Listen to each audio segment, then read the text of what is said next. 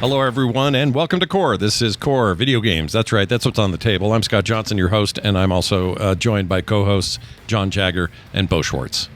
Hello. Hello, gentlemen. John, we looked at a lot of foot cheese this morning, or this pre-show. Yeah, and nothing gets you fired up like some foot cheese. Some good old-fashioned foot cheese talk. And if you're like, what? You'll have to be a patron. Check out the pre-show. Boy, will we have time to read the list of new subscribers next week? I mean, Scott, with a glowing recommendation like that, we might have to do a whole separate episode to read those names. Special new patron episode where they're like, "Oh my gosh, I didn't know they talked about these topics." Yeah, I thought they talked about pop culture. People talk about new ways of engagement in an ever increasingly loud media world. We found it. Foot cheese.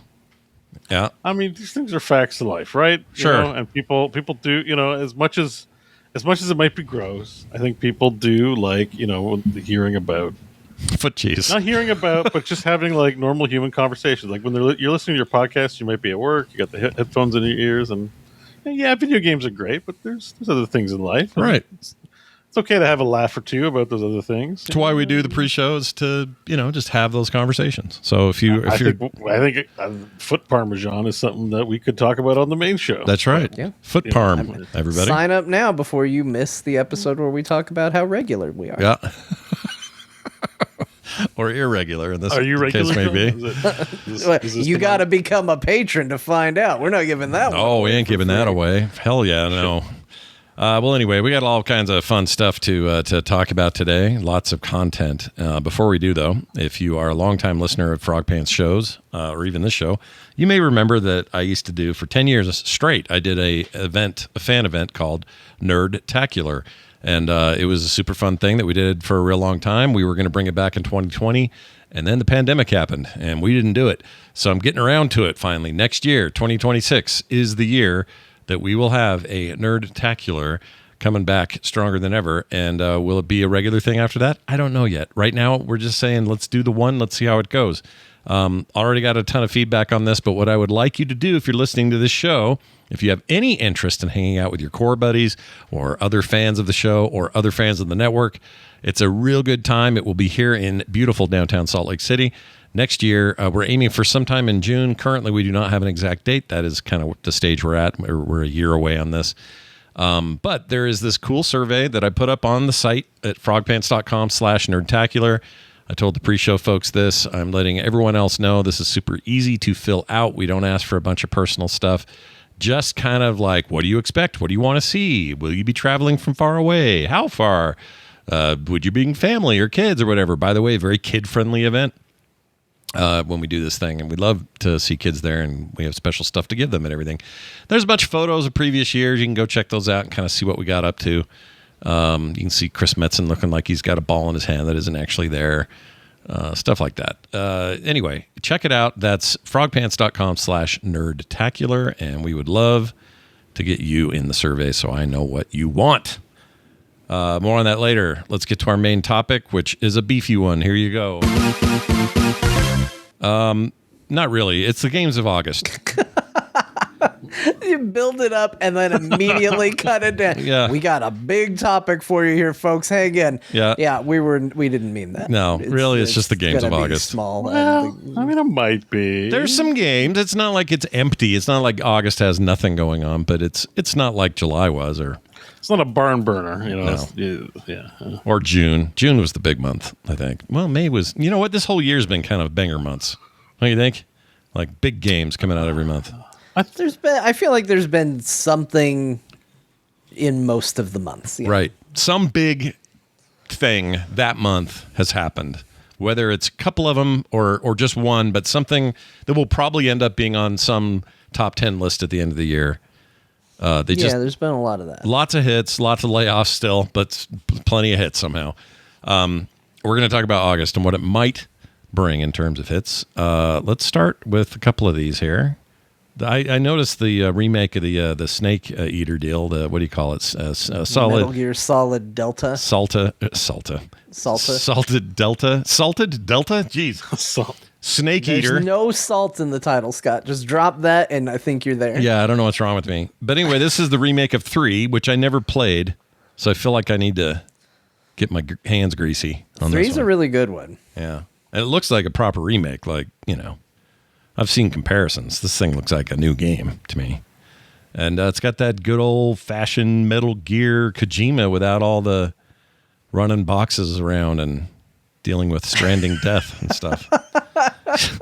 You got a gun, robots.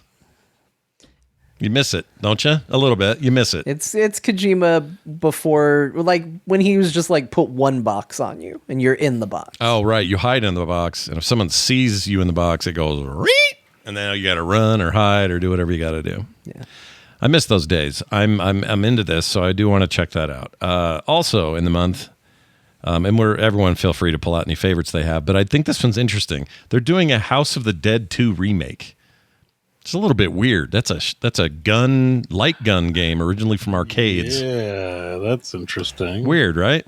Very It's cool. one of those, like, I think the interesting thing about House of the Dead 2 is it almost has like cult status, like a horror movie would. Mm-hmm. And it's very like B horror movie kind of vibe to it. Yeah. So it kind of achieved what it was going for perfectly. But yeah, that's weird. It's weird that they're doing it. It is weird. Yeah. Is that this one with Goldman, right? Goldman. Here, I'll find it. I have some of You'll these. need to get a light gun, which I'm sure they make, I guess. Here's some Goldman clips. Check these out. Dogs of the AMS. Time they made a move. It's been a while, hasn't it? My friends from the AMS. It's me, Goldman. Everything's set. It's me, Goldman. I love the voice work in House of the Dead 2. It's so good. It's one of the rare places where you can see someone become disinterested in the middle of a sentence. Yeah.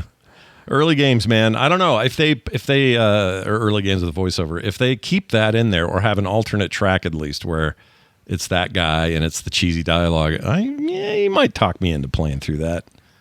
That depends on what it costs. Coming to Switch and PC though.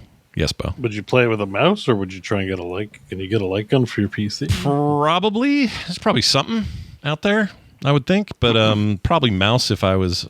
Like, I'm not going to invest in the gun for one game, but I think I would... I would Well, try it's it. not just one game. It's House of the Dead. Well, it's... And Yeah. I'm thinking there's got to be... there's a House of the Dead 1 remake, apparently, which came out in 2022. Yeah, I missed that entirely. Did not even know that existed until I saw this, and then I saw him reference it. I'm like, oh, there's the other... House of the Dead 1 is not that remarkable. Yeah, game but- works perfectly fine with retro shooter light guns. So you can get light guns for these games. Yeah, I know you can buy like Zapper-like ones that'll work with your LED monitors, so that you can do like duck hunt and stuff like that, and it kind of recreates that pretty well. So it sounds like maybe that'll work, something like that.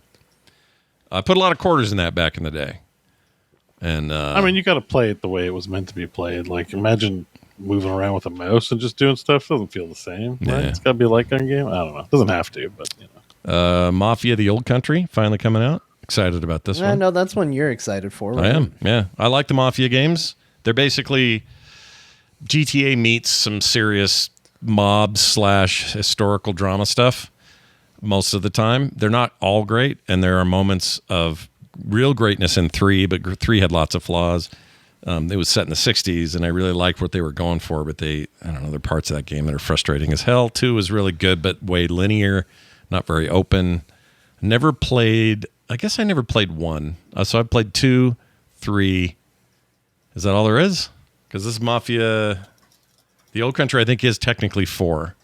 So, yeah. So I guess I played Played 2. the Yeah. first one, it didn't grab me, and then I never went back. So Gotcha. It's a series I've always missed. Yeah. That franchise always has lots of time between entries Yeah, it's true. as well. It's like, it's not like, you know what I mean? Like, Yeah, can like a mark the- decade since the last one or something. yeah. Easily. Like, somehow that franchise never goes away, but like you don't, it's always a long period of time between games. Sure.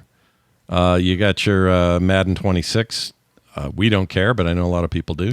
Yeah, you like your football? We're looking at Hey, Shanafan right now. Get into GameStop now if you're trading in before Madden 25 becomes worth 50 cents. You used to do that a lot, right? With the Maddens when you worked there? It was so annoying. It was so annoying.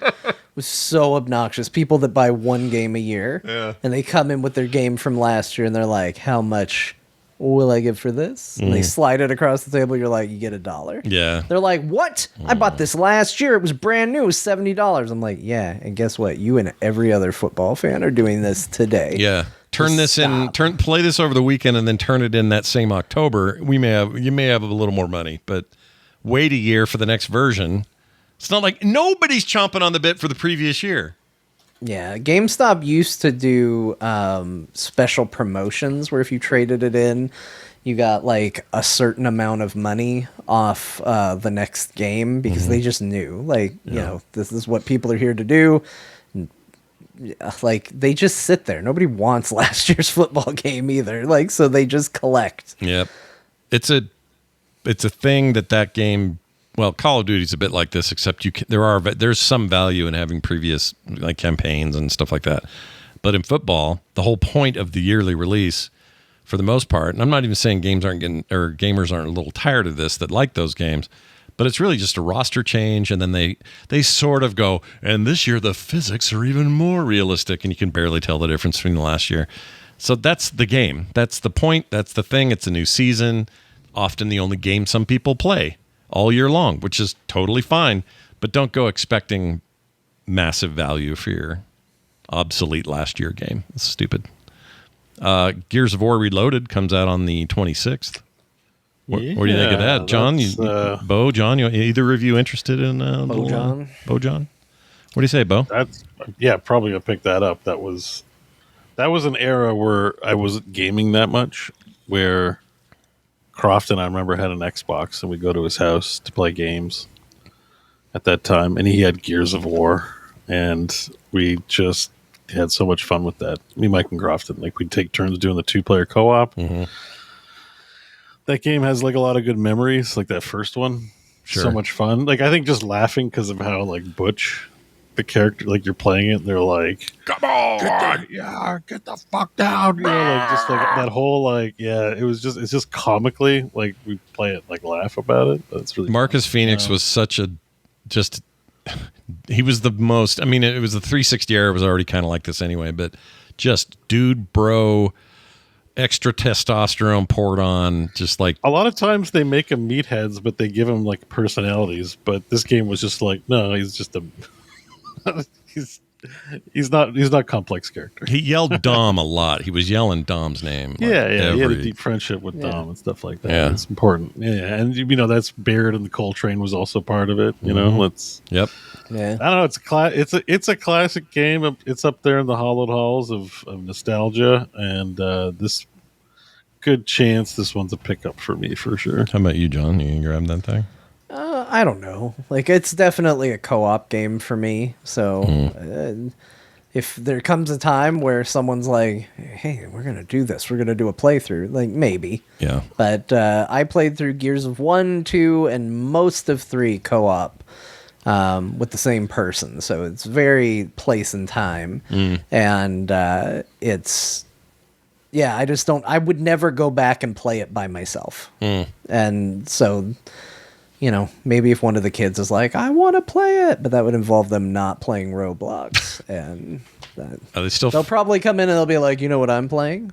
What? Should be a game. I'm playing Gears of War." Yeah. No, you're not, because I didn't buy it for you. Yeah. How are you playing Gears of War? Well, I'm playing the Roblox version of Gears of War. They're all in there. All this stuff's in there. It's like, you know, these games exist, like real versions of these games.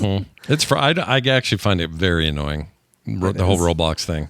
And I understand kids, they're just in a different place, headspace. I get it. I think they'll grow out of it and come to a place where that will seem ridiculous to them, and they'll move on.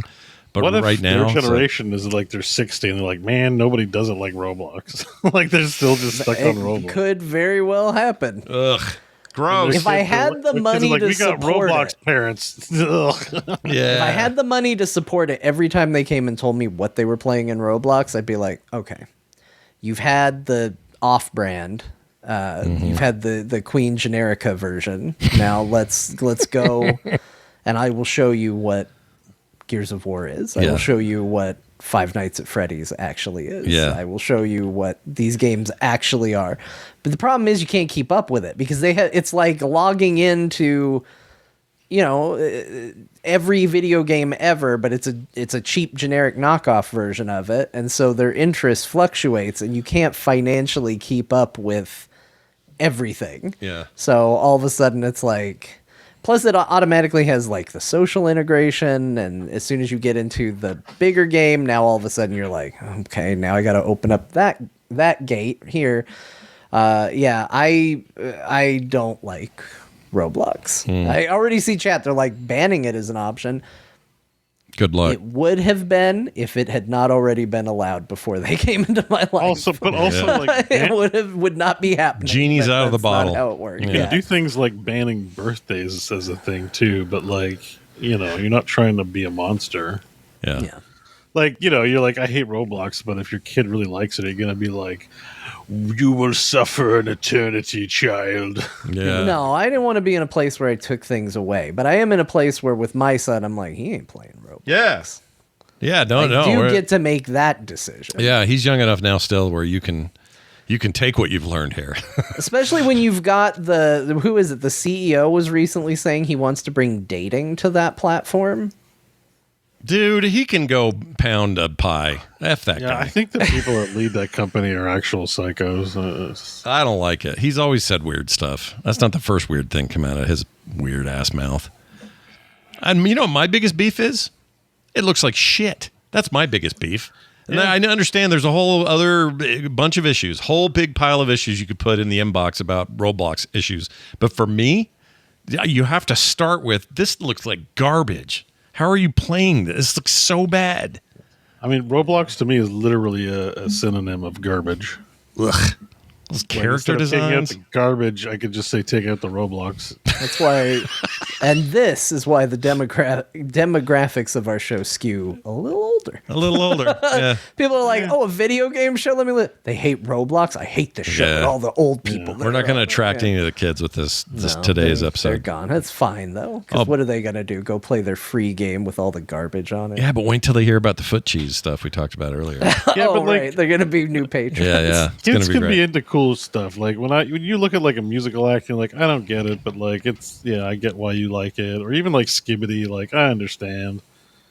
Even if it's not resonating to me, sports and things, like you can kind of look at it and go, I get it. Roblox is like, we don't get it, and I don't think it's an age. Like it's definitely an age issue, but like they're actually just objectively wrong.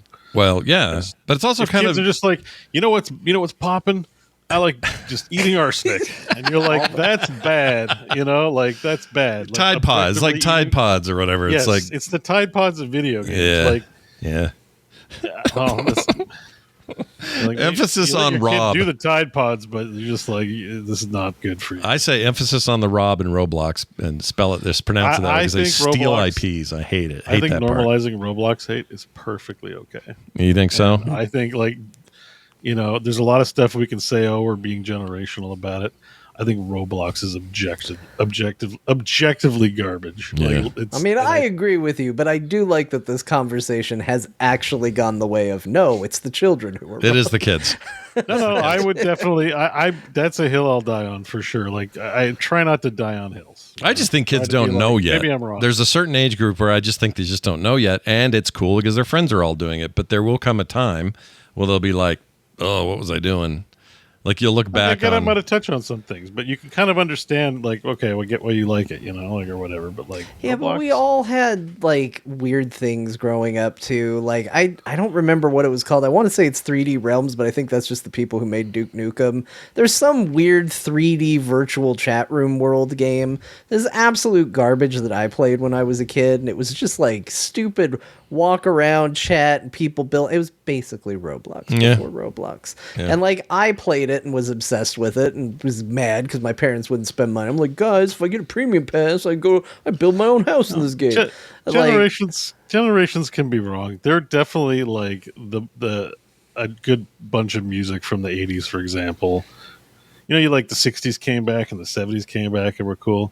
80s never really came back, and there's a reason. What? Yeah. They're back now, Did they baby. ever really come back?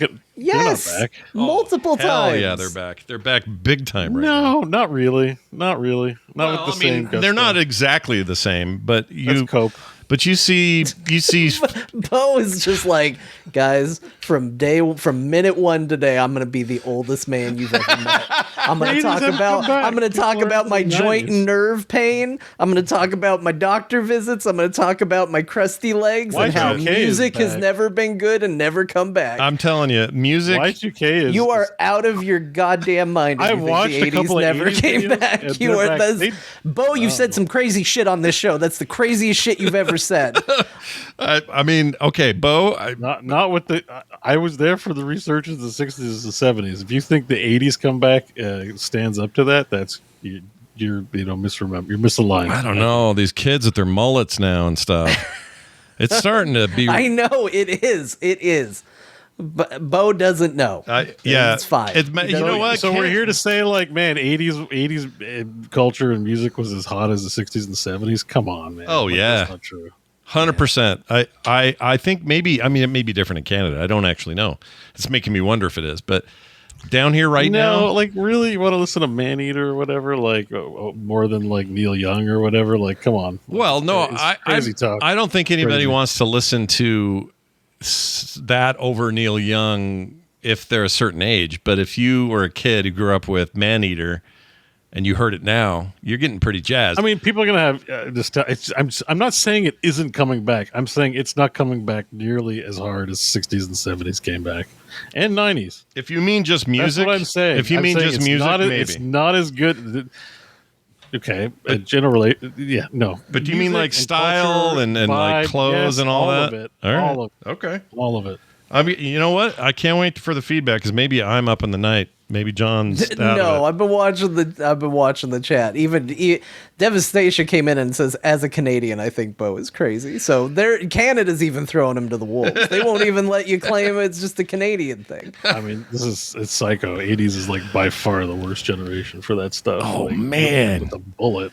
There's so much synthwave now. There's so much like one of the biggest stars. Yeah, I know, but it's not good. One of the biggest. Well, yeah, it doesn't mean it hasn't come back. Is the point? It doesn't mean it's good. I was like, if I don't acknowledge it, it isn't Let's- there. I've never learned object permanence. Let's think about what I'm saying. I didn't say it's not coming back. I'm saying it didn't come back with the same strength as the 70s and 60s. But when did? Well, yeah, but when? Like I never saw a bunch of kids wearing 80s clothes, but bell bottoms were crazy when I was in high school. There was tons of people doing hippie stuff. Like there's nobody doing the 80s like we were doing the 60s and the 70s 20 years ago. Like that hasn't happened. I don't am know. not crazy. I see a lot of peg pants, a lot of mullets, a lot of frizzy Like kids hair. wearing that stuff? Oh I yeah, haven't seen it. Yeah. yeah. It's kind of big right now. I don't know. The amount of times I've had to have the conversation in this house of, look, you can have a mullet if you want. Don't expect us to say we like it. I haven't seen like a single. It's more than 7 times. Yeah, it's a lot. The number is more than 7. I think this may be an exposure issue, but also it is literally happening like now. Like it's not a thing it's that. not as if I like live under a rock. Like I know people, I talk to them. I have friends with kids. I have the internet. I'm not this 80s resurgence. If you all saw it, I didn't. Well, it seemed. Well, it's not that it's gone. I think we're in the thick of it. I'm like, that's I can't claim otherwise because I haven't seen it. And video games, video games is the 60s and 70s. the video games are another good example of this. Although you can include 90s in there, but the aesthetic of wanting to go back, the rise of handheld devices to play your NES favorites, like there's a real. I think there's. I'm not talking video games. I'm not like I'm strictly like I think I was using this as an analogy, right? Of like so that's. I think it's just kind of across the board, but I don't know. Your mileage may vary. Depends on, I guess, what you see out there. I see a lot of mullets, and it's very concerning. I don't like it. I don't like it. Mullets have always. That's like that's a redneck eternal thing. Like But like a feathered up. like rat tails is definitely 80s. Yeah, well, that's more early 90s. But yeah, I mean, I've seen I've seen a bunch of like the feathered thing with the mullet. It's very like specific stuff, like the shit I had when I was a teenager in the 80s. I don't know what's going on. I mean, it's all over the place. But I was listening to The Weeknd the other day, the performer, and his stuff is huge. He's sold more. I can't remember what the deal is, or had more plays of his music than Michael Jackson or something. No, listen to his music style, torn from the '80s. The dude sounds like Michael Jackson. That could be, but like I'm not talking about artists pulling from that, but I'm just saying like the resurgence where everyone was dressing in that style again and listening to that music, old music. They're like when I was like a teenager, there's a big bunch of people who were listening to 60s music who were kids. Yeah. Who really didn't like today's stuff unless it was like Nirvana and grunge, but listen to the 60s stuff. But I haven't heard of anyone who's like, man, my MP3 player is nothing but Cyndi Lauper. I haven't heard that. Never heard anyone say that anywhere. My wife has tickets to see Cyndi Lauper this year. Yeah, but we're talking about resurgence. We're not talking about like there's a single instance of 80s music still being performed. It validates what I'm saying, right? No. I get it. I think that if you feel attacked because you're a fan of it, I'm not attacking you. Nobody should feel it. Nah, nobody should feel attacked. I'm just saying the 60s and 70s resurged way harder. No, I'm not attacked. I'm just baffled at how wrong you are. Well, we're going to get feedback on this one. Can't wait for it. I haven't seen it. Let's talk about, for a moment, if you don't mind, Kirby and the Forgotten Land plus Star-Crossed World. That game's coming out. And that game already exists. Wait, did we put a button on the closing of the 80s resurgence? So go out and buy Gears of War Reloaded. And grab Kirby. Popular 80s video game, Gears of War. Go pick it up now. By now, I mean next month. I don't know how we got into that. Like, I thought I was saying something perfectly innocuous, and once again, I'm at the center of a shitstorm. No. It's good because we get a lot of great... chat's popping off, too. I'm definitely going to hear about it all fucking weekend. Yeah. And I'm making what I believe to be a pretty, like, not I think Chip Lip nailed it. I like Beau arguing about 80s resurgence with a Transformers shirt on. That's true. But I'm not talking about cartoons. No, we know. I'm only talking about a very specific subset that makes me right. I'm talking about music. Beau Schwartz. The nostalgia business, the business of You're nostalgia. You're talking about music, except when we talk about it, you're like, I don't see the clothes. Yeah. You're talking about everything. As soon as somebody points it out, though, you're like, well, no, but I don't mean the music or the shows or video games. This is not music. Or the culture or Twitch streams. Here's the deal. I'm talking about only the thing that I've personally seen in my life. Look where the money is right now. The nostalgia money is all being spent on 80s stuff. Yeah. That's where it all is. Now, that may just be because my generation is getting to the point where we're on our way out of any kind of notoriety and we're going to spend all that money on our nostalgia. Like, who knows? But usually if you follow the money, that's also a good indication of what's coming back. It may not be every area, though. Like, I feel like the hippie thing, you make a good point about that. But when I was in high school, well, let me tell you you know what? Forget about the 80s for a minute. Let me tell you the decade that never came back. And I don't mean in little bits here and there. Happy Days was a show, sure. You'd have movies sometimes that were set in the 50s. But let me tell you this, the 50s, that shit never came back as like a youth-driven That's what I mean. Some generations are wrong, and the Roblox generation will be wrong. Well, that's true. And this will be unearthed 20 years from now, and I will be lauded. Yeah, I'll be lauded for my comparison. I think you're right. That is how we got here. I know I'm right. Like I'm not trying to be a jerk about it. I'm feeling very confident that the 80s. Obviously, there's a lot of 80s kids who really feel favorable. I see the synthwave is so good. It didn't come back as hard as 60s rock hippie stuff. I'm telling you. With the kids, I don't know. 60s with the rock. Kids, I was in high school, and like the most listened to band in the 90s was like. We're not talking about when Crosby, you were Stills, a kid. And Nash. Well, I'm talking about the resurgence of the 60s. Of generations. You have to be out of the era for it to resurge. Right. That's what 90s? He's saying is the 60s. The 90s to the 60s. Yeah, he's saying the 60s. I was not in the era of the 60s. Right. I'm not that old. No, you were definitely not that old. But your point is like, so you had friends that were into like you said, Neil Young or who else? Like, sorry, some of the names are just escaping because I'm so flustered right now. Jimi Hendrix. I had like all of Jimi Hendrix's albums. See, that is wild to me. But also, I wasn't in school Like then? I wasn't, So- I was listening to Nirvana, NoFX, and like Wu-Tang Clan at that era. But also equally as popular yeah. was the Jimi Hendrix Experience as one example. Neil Young was big. I listened to a ton of Creedence Clearwater Revival, the good stuff. I do that now.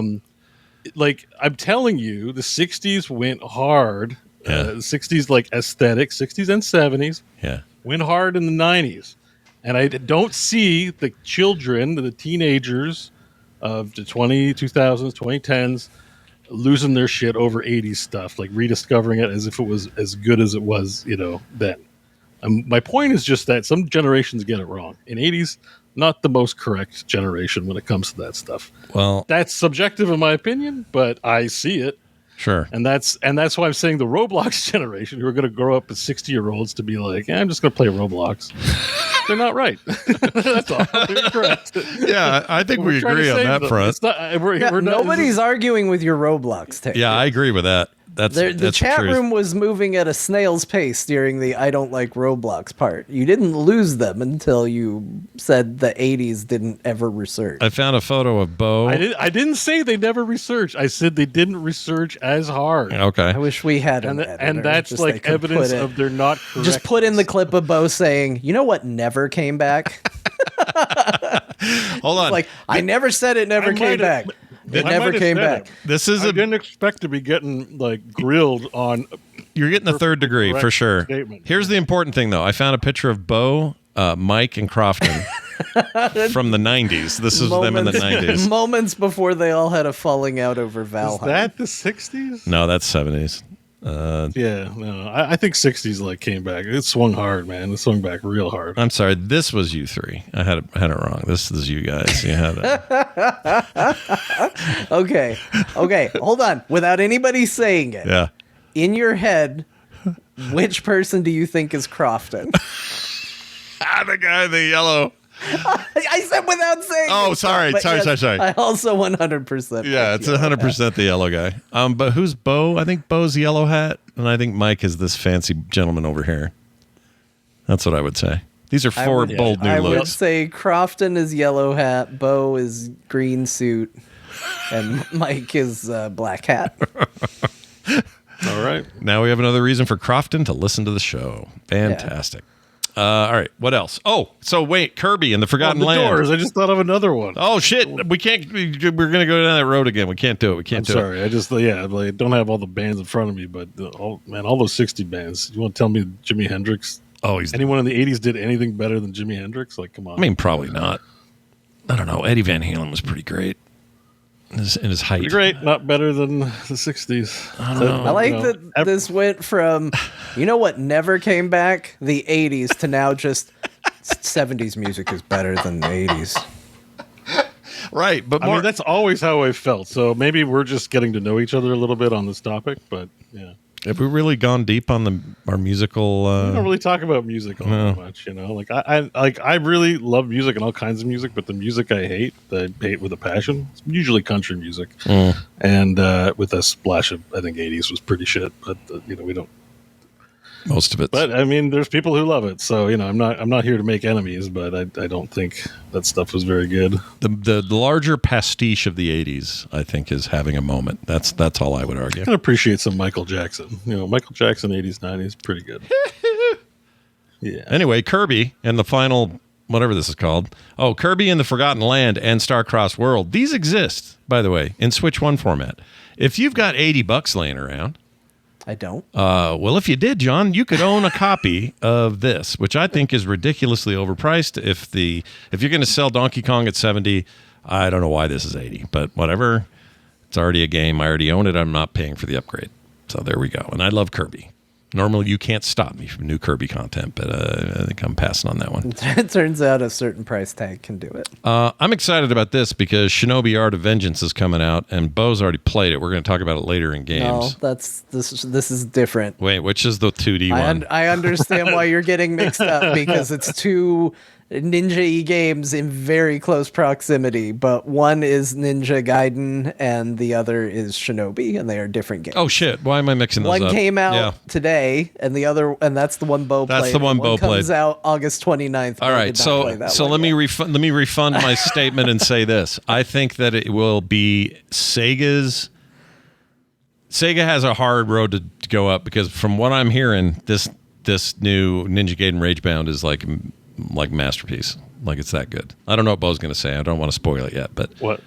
Oh, yeah. No. About Ragebound. I have lots of memories. We're going to go back into the nostalgia topic. I have lots of nostalgia for Ninja Gaiden, but I never really played Shinobi that much, so I'm less interested in Shinobi. Right. But I'm not making a comment whether it's good or bad. So Shinobi people, please save us your emails. Yeah, I'm not too worried about that. I'm just saying that based on reviews I've seen, Ninja Gaiden Ragebound, which came out today, is getting way like 9s and 10s, like out of this world reviews. If Shinobi wants to be interesting again, they have that to fight against, I think. So Ragebound, it's good. It's good. You know what I think's crazy? What's that? Just a random fact that I just throw out here for everybody. What you got? Ninja Gaiden, that this is continuing the legacy of, bringing back a little nostalgia for, came out in 1988. Oh my lord, that's that old? Just a fun fact. Just another OG just another thing NES from the 80s. The great musical album Ninja Gaiden. Proven wrong. Once again, we are at an impasse. Well, anyway, those are your games of August. Some stuff coming, man. You know, there's not nothing coming. It's going to be great. Everybody will have stuff to play. Let's get into some other big hits of the week here. Turns out I played and John played a game to completion, that has now been delisted from itch.io because of payment processor interference. It's a little more complicated. So explain, John, what's going on with that. So here's what happened. A lot of people have talked about this. We talked last week about payment processors causing things to be delisted on Steam, being delisted on itch.io. And it was very easy to kind of laugh it off and be like, it's porn games, though. And one of the games that got delisted, at least from itch.io, is a game that Scott and I have played and beaten, which is Mouthwashing, which was a game we played and finished this year. Both of us really liked it. Is it because it sounds dirty? No, it's because the story elements contain allusions to forced intercourse. Oh, we'll put it that way. Okay, I didn't look ahead because I didn't want to spoil it for the show, but I was actually like a little dumbfounded as to why this would be delisted. But it turns out it's more complicated than that. All right. Explain. Because people noticed that you couldn't search for it. If you had a direct link to the page, you could still access it. It was still on their website. But if you searched for Mouthwashing on itch, it wouldn't show up. As of last time I checked, it was still like that. Okay. The creator came out and posted on Blue Sky, and he was like, yep, we're not super surprised by it. We're disappointed. But thankfully, most of our revenue doesn't come from itch anyway, and we have other ways to sell our game. So we're disappointed, but that's how it is. Then itch responded and said, we didn't delist you because of payment processors. We delisted you because your download link linked to Steam, which is against our terms of service. And we delisted you actually months ago, long before this happened. Oh, shit. Jeez. The creator then responded, nope, that link was working. We were able to be searched for, and the link was working just fine up until just recently. We still think it's because of the payment processors. So everybody's saying, nope, it wasn't because of this, it wasn't because of this, it wasn't because of this. But regardless, end result is the same. You will not find Mouthwashing on itch. And it is actually a pretty decent example of the kinds of games that can be impacted by this, and kind of what we talked about last week, which was this idea that pretending like something isn't a topic that exists. Like, it's obviously a very controversial topic, and a very serious one, but pretending like it's not a real part of the world. It's not like they glorify it. It's not like they present it as a good thing. In fact, they present it as an extremely bad thing. And it's the kind of thing that you don't want to you don't want to just completely remove the ability to talk about it. Yeah. Because personal opinion here, I feel like if you don't talk about things, you actually facilitate making it easier, because people go, oh, I had no idea such a thing would ever happen. Oh, yeah. Because nobody talks about it. Yeah, my house growing up, if you said, sorry to go back to the 80s, but if my mom said, no, we do not talk about or think about RoboCop in this house, which she said. Yeah. Guess what I did? I went on a mission to find everything I could find about RoboCop and consume it as soon as I possibly could. And in the end, it was pretty gnarly, that movie. She had reasons to be concerned, but not shining sunlight on stuff has the reverse thing happen. I totally agree with you is the point. And yeah, I was the same way with Mortal Kombat. I learned about and started enjoying Mortal Kombat because my grandma said, now you're not playing Mortal Kombat, right? Yeah. And I was like, well, I don't know what Mortal Kombat is. And she's like, well, it's a game where the characters kill each other and rip out each other's hearts, and it's very bloody and it's very violent. And I went, that sounds excellent. I'm gonna search for this at my first opportunity. Yeah, thanks, Grandma. As soon as you put that barrier up, it becomes a challenge instead of just a thing that you can talk and have a conversation about. Beau, did you have a game growing up that was like forbidden fruit in your house that like your parents just would not let you touch or have? No, they just wouldn't let me play. Like I was only allowed to play 1 hour on the week and then 1 hour on the weekend. Damn.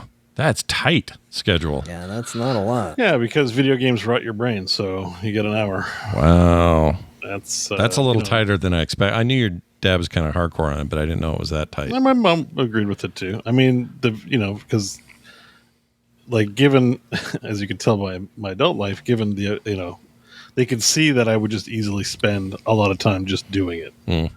So they put limits on it because they thought I should, do other things. Yeah. Chat's confused. It's like 2 hours a week, once in the week for an hour, Yes. and then once on the weekend for an hour, and that's it. That's exactly it. Wow, that's hardcore. There's a lot of parents Until I was like that, like, I want to say, I think, I don't know, maybe like 13, 14, somewhere up there. Do you think? And then that sort of, fell to the wayside. But at the same time, because of that, I was actually out of the house a lot. I would go skateboarding. I'd do a lot of stuff out of the house. Sure.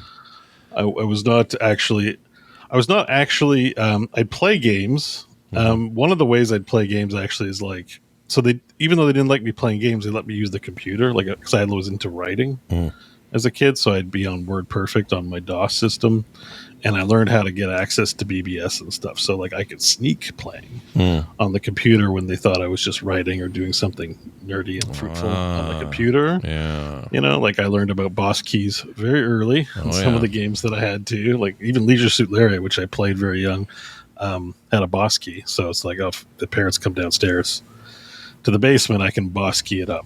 See, this is what I was getting at. Is I think that, to John's original point, most people will all find a way to get around these restrictions.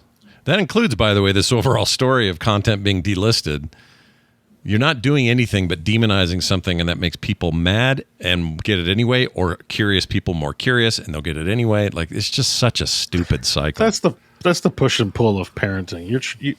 You are trying, like, it's hard to see that transition, particularly for me because I don't have children, where you're trying to, you become responsible for someone. Yeah. And, it does go without saying, the things you do, like by example, not the things you tell them to think or do, has an influence. But you're like there and you're like, well, I got to come up with a regimen in order to raise child and be successful. And like, as the oldest, not only in my nuclear family, but out of all the siblings, I was like pressed upon the most because everyone was like, oh shit, we're raising kids now, right? Yeah. So like there's overcompensation as the oldest. Sure. By the time you get to like the 18th kid in like the family, everyone's just like, whatever, you're doing heroin, okay, just keep, Yeah, I know that we had we chilled out after the first one. We had my daughter, and then by the time the second one came around, we were just like, yeah, all those things we were so uptight about with the first one, probably you only have so much mental space for. So like that's been my experience. Is I was very much pressed upon behaviorally in a lot of ways that was like overkill. Yeah, I get it. Well, yeah, demonization doesn't always work, parents. Just know that. Yeah, well, I guess that was my original point about it. Because you do, like, it is not a bad thing to be like, well, listen, I want my kid to be a level-headed person. Maybe I'm not going to let him watch Faces of Death. Like, there's a line somewhere. You know what I mean? Or here's what you do. Of 80s, isn't Faces of Death a great 80s? Oh, it was awesome. 70s, too. But, like, if you say to a kid, you will not talk about that. Like, I remember one time some kid in, I won't say names, but in a family setting, somebody said the word sex. They were all too little to even know what it meant, but they said it like, sex, ooh. And one of the adults goes, not in this house. You will never say that word. And, like, freaked them all out. And I went, no. What you do is you pull the kids aside and you say, why did you bring that up? Do you have questions about that? Do you know what that is? Like, have the conversation. And I'm not saying that you go, oh, you brought up Faces of Death. Let's watch it together right now when you're 6 years old. Maybe don't do that. Yeah. But you can say to them, I know your friends all think Faces of Death are cool. And you know what? It might actually kind of be cool, but most of the time that's when you're older and you can understand what you're seeing. So if you want, I'll watch that with you, but we're going to have to wait a couple of years on that. Or if it's something they can do now, you can say things like, all right, I think SpongeBob's kind of making you feel distracted, and I don't love having all my kids watch SpongeBob. This was a thing for me with my kids. But you know what? I'm going to watch it with you, and we're going to learn together, whether it is or isn't. And we gained an appreciation for moderation around SpongeBob. All of us together, we gained an appreciation for how funny it can be and become fans of the series. Like, all of that stuff's possible. You just got to treat them. You just got to talk to your kids. That's it. You just have to talk to them. Yeah, we ran into that the other day. My son was on his little couch watching TV, eating Cheetos. Didn't seem to be paying any attention to us. We were a ways away. And I was talking to my wife and my stepdaughter about Dexter, the new season of Dexter. Resurrected, right? Okay. Resurrections, resurrected, something whatever like that. It is. Yeah, it's really good, by the way. That's what I've heard. I kind of want to check it out. Extremely good. Yeah. But I'm talking about the plot to it, and all of a sudden, he turns around and he goes, "Dad, what are you talking about?" And I realize he's been listening to me talk about murder and death and people killing each other, because he didn't seem like he was paying attention. And I went, "Hi, buddy. Did you hear what we were talking about?" And he goes, "Yeah, is it scary stuff?" And I said, "A little bit." I said, "But it's pretend." I said, "I didn't think you were listening." I said, "Did you not like what we were talking about?" And he goes, "No, I didn't like it." And I said, "Well, I'm sorry for that. We can talk about other stuff, but I was talking about just pretend things." I said, "Do you want to talk about something different?" And he goes, "Yeah." And I said, "Okay, we'll talk about other stuff." Yeah. And it's just, you never know. You never know when they're listening. You never know when they're paying attention. And you just say, all right, we're going to just talk about it. We're just going to figure it out, make it clear. It's just us talking about a pretend story. And that's you guys just being present, and that's all it takes. That's it. Yep. That's really the key. Doesn't take much. Yeah. And yeah, I mean, the thing of this is again, I understand that there may be some noble goals that start some of this, and I'm sure there are even people in that group that think they're doing the right thing for the right reasons. But ultimately, in my opinion, the biggest issue with this is the people that are going to turn violent because of what they played in a video game. Like, that isn't going away because you blocked their access to it. Yeah. Like, if anything, that scares me more, you know? And so I don't think these things work. I don't think this is how you address it. I don't think this is the right way to go about it. And it certainly doesn't look good to have a group in Australia being able to decide what people in other countries can buy. So I don't think we put this in the article, but this is kind of dovetailing with some other shifts in internet policy across the world, right? Because there's a lot in the UK changing this week. It's not really gaming news. I guess it didn't make it into the show notes, but it affects all of us who are internet dwellers, that there are laws going into effect, I think in UK and Australia in particular, where you have, like, any website full stop, if a citizen of that country has access to it, and they get a hold of some material that isn't allowed. Let's say adult material, what they consider CSAM, or something that's in the inappropriate list. That any website can be fined a minimum of $18 million, and or 10% of their global revenue, whichever one is higher. So what everyone has to do now is do ID verification, like on Reddit, like on social media, anywhere where users interact with each other, even if you're not generating the content. You don't make adult content, but you run a bulletin board. Well, people go on that bulletin board and they're exchanging adult pictures, and you don't have any way to tell if the person who's registering an account is a kid, you are liable. And because it's the internet, it's available everywhere, unless you geo-block, I guess, countries that are starting to do this. But it seems like the trend rolling out is this is probably going global, because information brokers like their data. And the fact is, having your identity connected to your accounts actually has a lot of value, even though I'm sure, there'll be a lot of resistance to it, because that's always traditionally been what we've done with the internet. And I'd expect to see these kinds of groups get more and more traction in conjunction with the fact that these are considered public spaces, and in actual public spaces, let's say the park in your neighborhood, you can't pull off your pants. There's going to become a culture shift change that you also can't do certain things on a website without following these rules that none of us are used to. And so I think this just gets more and more. It depends on your global shift. I know you guys are both Americans, and I can always count on you guys to just be very into freedom to the point of blowing off your own head over not doing it. That's culturally how we perceive you guys, and I think it's a cool thing, actually.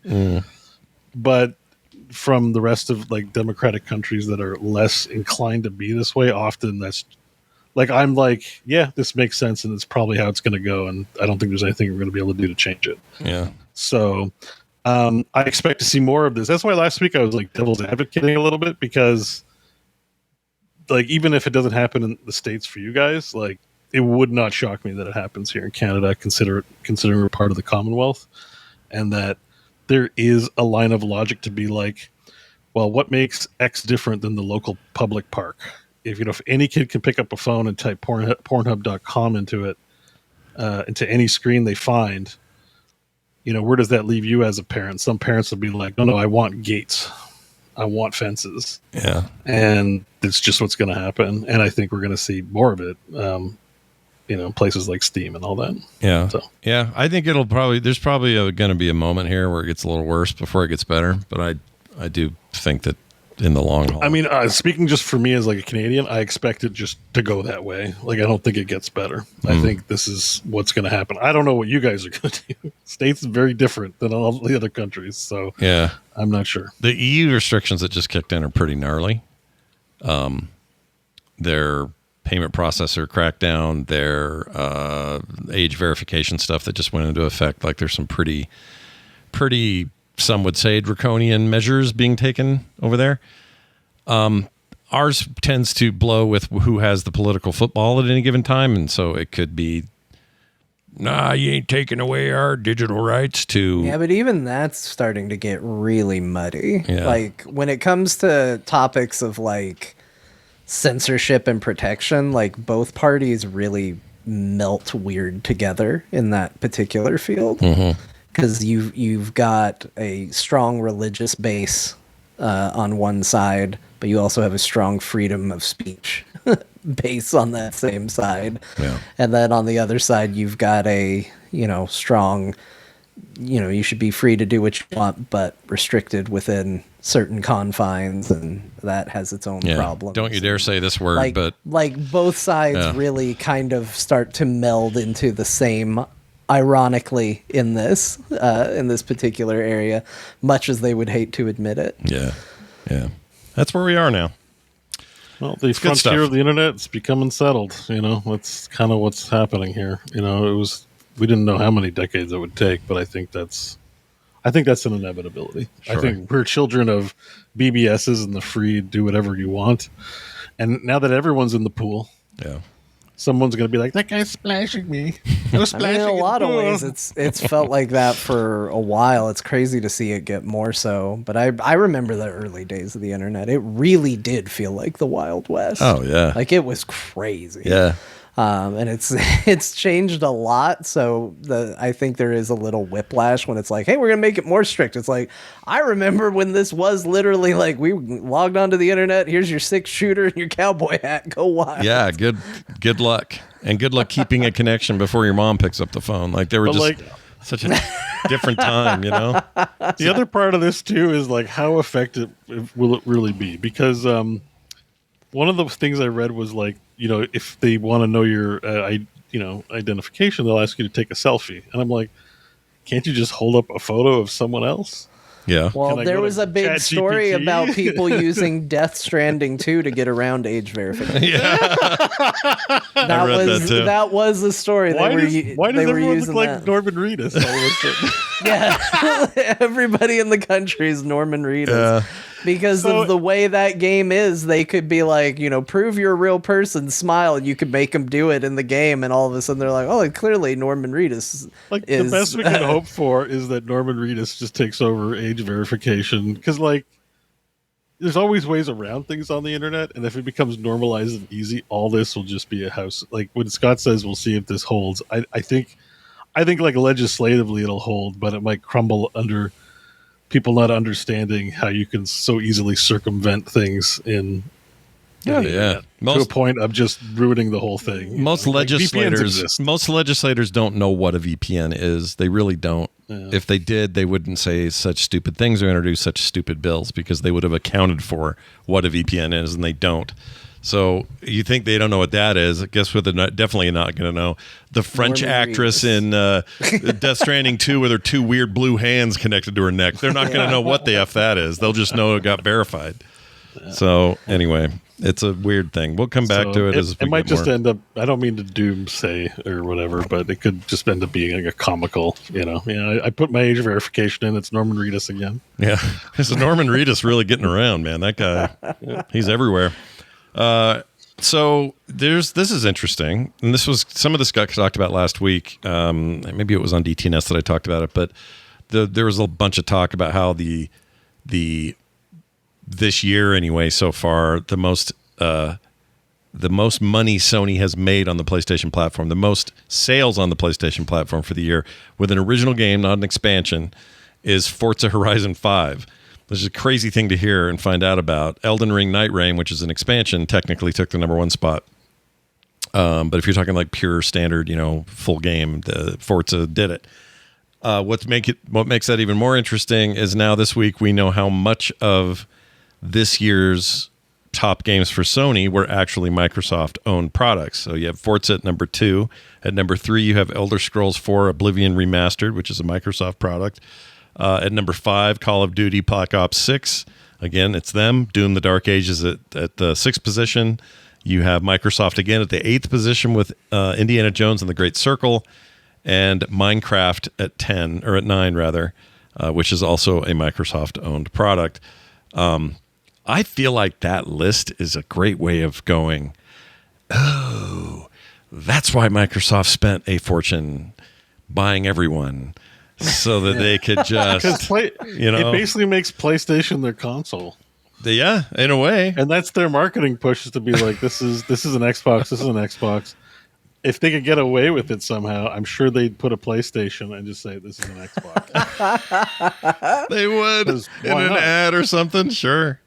I mean, we're almost there, and that's why Sony's was probably panicking and trying to block that Blizzard merger, and they probably had a point.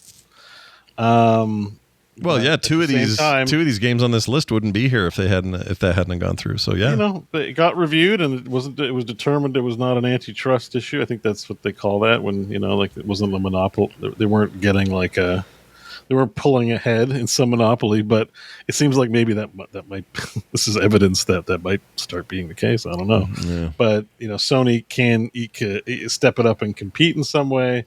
But how do you compete? Like your competitor is just actually kind of half given up the game in a weird way, right? Mhm. They're like, we're not a console manufacturer. They point at a fridge and go, "This is an Xbox now." That's what they do. They're like a service, like a game service provider, but they're also a developer. Yeah, it's like if Valve actually made more than one game every 3 years. Like, what if Valve made like 100 games every year? I wish they made one every 3 years. That would be an amazing rate for them. You know, like that's kind of the major difference I find is like Valve is like, ooh, they make, you know, they don't make games very often, and when they do, people are really interested, but it doesn't happen much. No, but Microsoft is just so big, huge, it's just so big, so hard to ignore. By comparison, here's your Xbox top list. Your top-selling Xbox games for the last quarter: Elden Ring, Night Rain taking the #1 spot on both platforms. You got Oblivion, Elder Scrolls Online, Minecraft, NBA 2K5, a bunch of Take-Two stuff, Ubisoft, Microsoft Call of Duty, Black Ops 6 at number 9. That's wild that those are different positions. No, they're the same position. Yeah. So what word is not on the...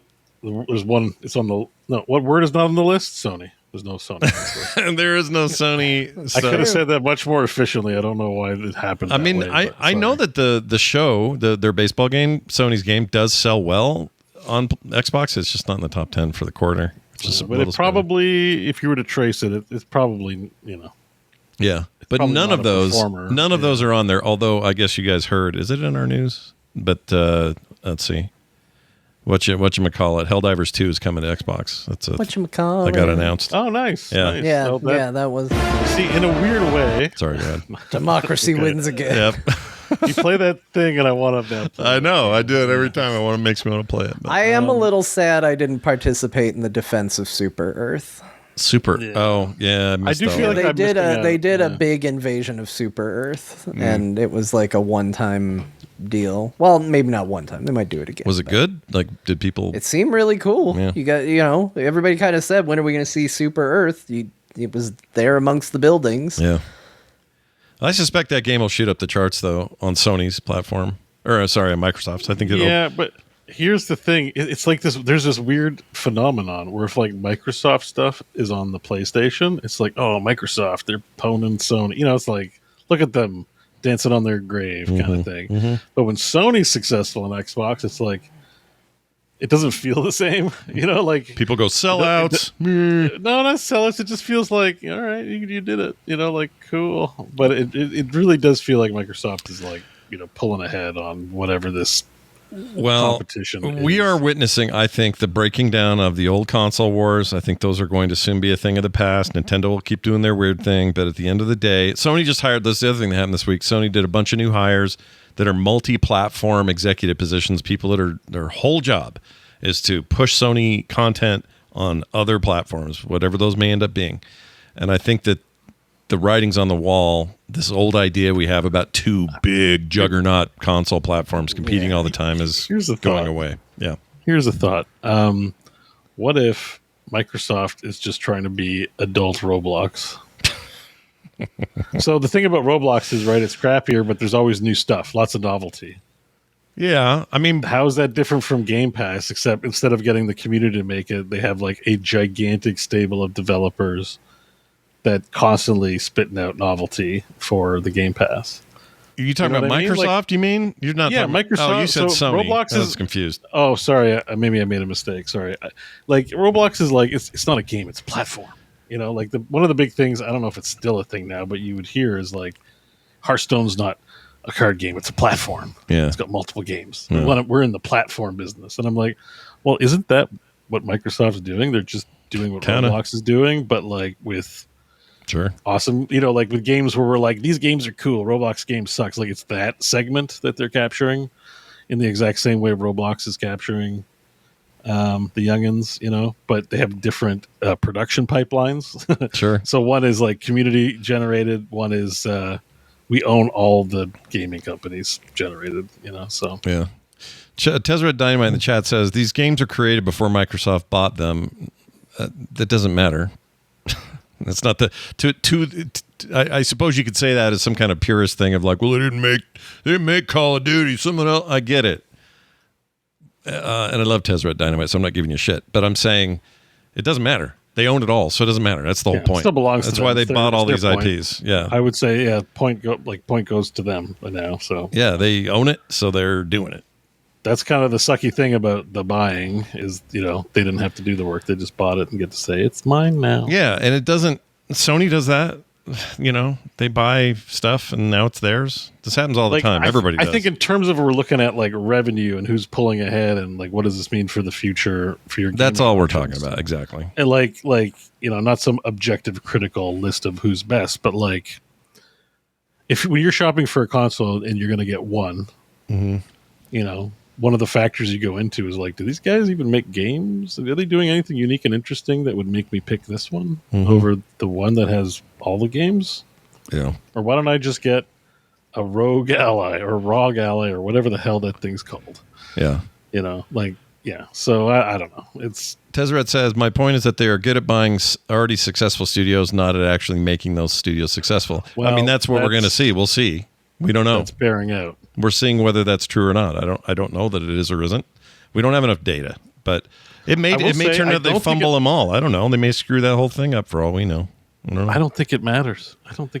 We've had some big failures, and the next news article is how they posted nearly $5 billion in revenue from Game Pass last year. Yeah, they did a lot of money. Game Pass they've had a had really failures. good year though. Like content wise, last year and this year so far, it's freaking Game Pass party time. They're having a Some moment. of the best games of the year have been on Game Pass. Yeah, This year. your favorite game of the year, John, is on Game Pass. That's true. Yeah. But somebody bought it for me. I gotta be honest. I would have bought it. Oh, of course, you would have bought that twice over if you had to, because that game is, It was a gift that kept on giving. But yes, I would have absolutely bought that. For those that don't know, we're talking about Expedition 33. It was Claire on there. Obscure. Yeah. Yeah. Still there and doing really well there from what I hear. But also, they surprised people with how much stuff they had on there. It is certainly helped by the just sheer bulk of their wallet and how deep their pockets go. Sony doesn't have that like they do because it's a different kind of company with different kinds of stuff. Is this Sony capitulating and kind of just saying, fine, we'll put stuff everywhere, fine. I mean, they're making a ton of money off of going third party. Yep. As much as we make the memes about Square Enix being disappointed by the release of everything, the one time they aren't disappointed is when their games that were on other consoles come to PC. They're like, oh, we actually are quite pleased with how Final Fantasy VII Rebirth did. Turns out it just needed to be on an additional platform. And Sony's in the same boat. Stellar Blade outsold the PlayStation version. What was it, like within the first month? Yeah, of it was being wild on how quick. PC. Yeah. Like, it's insane. Yeah. It's doing good numbers for them, and I think they're starting to see like, maybe this is actually. It's funny because it makes sense, but like maybe this walled garden that we have is actually keeping people out instead of keeping them in. Yeah. Another quick clarification. So Tezzeret says, by contrast, Sony has actually built the games that they own on the list. That's not true. Sony buys devs all the time, and then now they're integrated into the company. They do it a little bit differently in that, sometimes it just gets absorbed into other studios, like their Santa Monica studio and stuff like that. But it's the same idea. It's just that, if anything, I'm not saying applaud. You can say whatever you want about Microsoft's method. Their method is to buy it and then let it still be the thing. They don't buy Obsidian and say, all right, now it's just called Microsoft Studio 5. It's still Obsidian, and they still get to do their thing, but it's under this larger umbrella. In Sony's case, they do this the whole industry does this.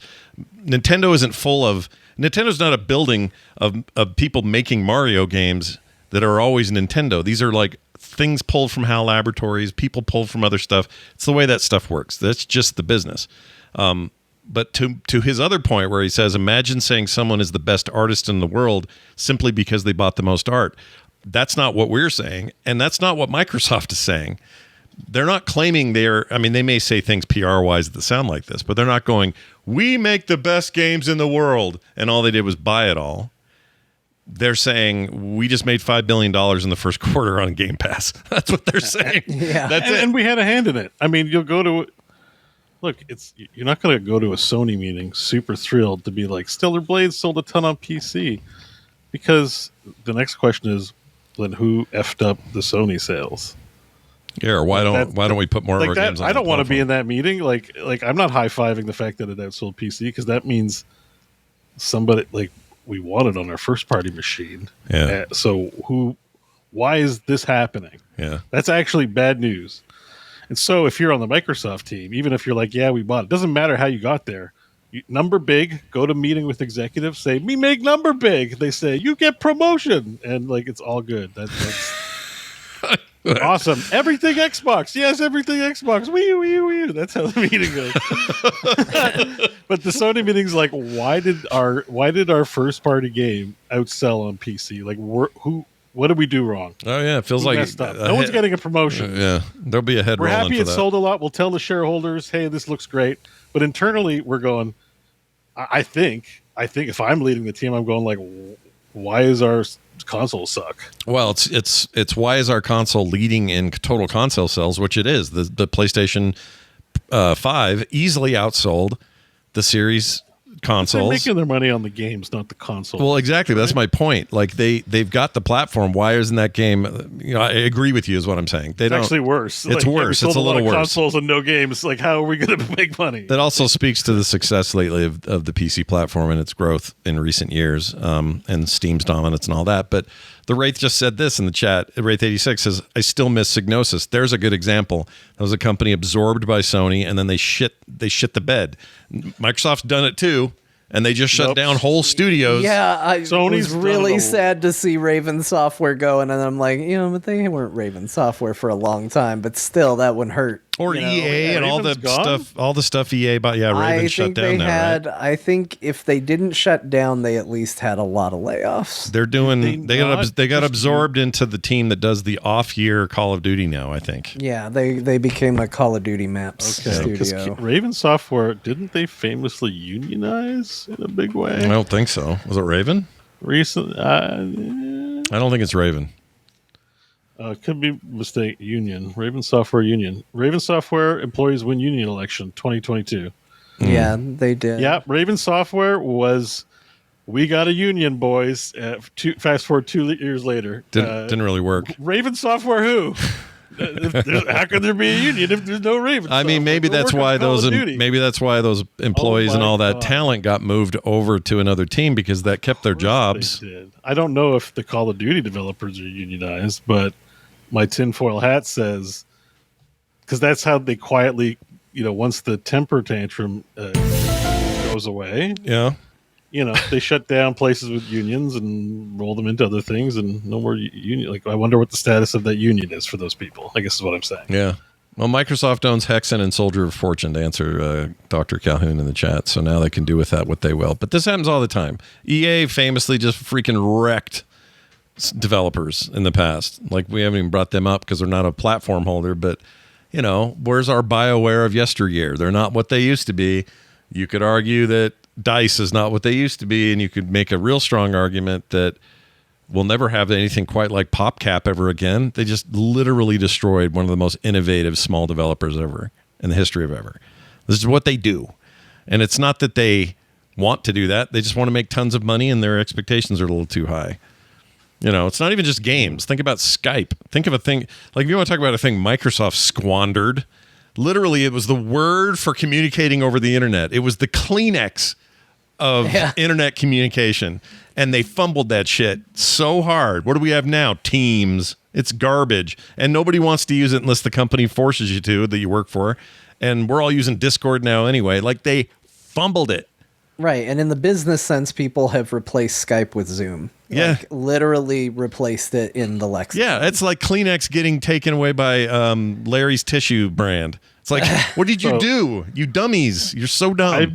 I've been using Teams for work-related things outside of the show. Yeah. I'm not going to get into details. And I will say, it's not that bad. It's all right. It's not bad. It's not that bad. It's good for corporate, professional level stuff. But it's got feature bloat. Like you want to talk about what's the word? Like a prolapse, like a prolapse of features. Like it's bad. Prolapse. Yuck. Yeah, Their buttholes hanging out. It's bad, but like usability wise, it's fine. It's as good as any of the other ones. They're all a ton of them, Slack and everybody else. It is what it is. I would say it's like cleaner and looks better than Skype. I realize they messed up the brand, but I'd probably pick Teams over Skype if I had to choose. Well, hell yeah, because Skype, that's my point though. Skype should still be though this other thing, and it should have, here's where they screwed up, and here's an example where they could have done it right. When PayPal bought Venmo, they ran the very real risk of alienating everybody who held Venmo in cool status. This is the way I pay my friends at dinner. This is the way I pay for, I go to the little art fair and I buy my art with Venmo. Venmo's got this cachet to it. What did PayPal do? They bought it, but there is no PayPal talk on any of it at all. You don't go to the PayPal website. You go to the Venmo site. You see Venmo branding everywhere. You don't see PayPal branding. You don't see them trying to go, and now it's part of the larger corporate vision. They just freaking did it. And that's, in some ways, Meta and WhatsApp, right? Like WhatsApp doesn't feel it's a lot like that Facebook thing. It just feels like people do use WhatsApp or use WhatsApp. Early days of Amazon owning Twitch was like that. It's a little less good that way now. They're interfering and stuff, but I think part of it has to do with just how endemic the ad system is, in the AWS business. And just how like it's why people like Discord and why Discord will never. The minute Discord decides to sell themselves to some corporate overlord is the day that they start to decline and somebody else pops in. Yeah, I think they've been shopping themselves around. I think that's they're going public. I know that. Oh well, yeah. And they turned down an offer from Microsoft, so that's pretty interesting. Good. Yeah. That was years ago. It's just funny on the having that comment on the tail end of the Skype conversation. Like they're gonna buy another Skype. Yeah.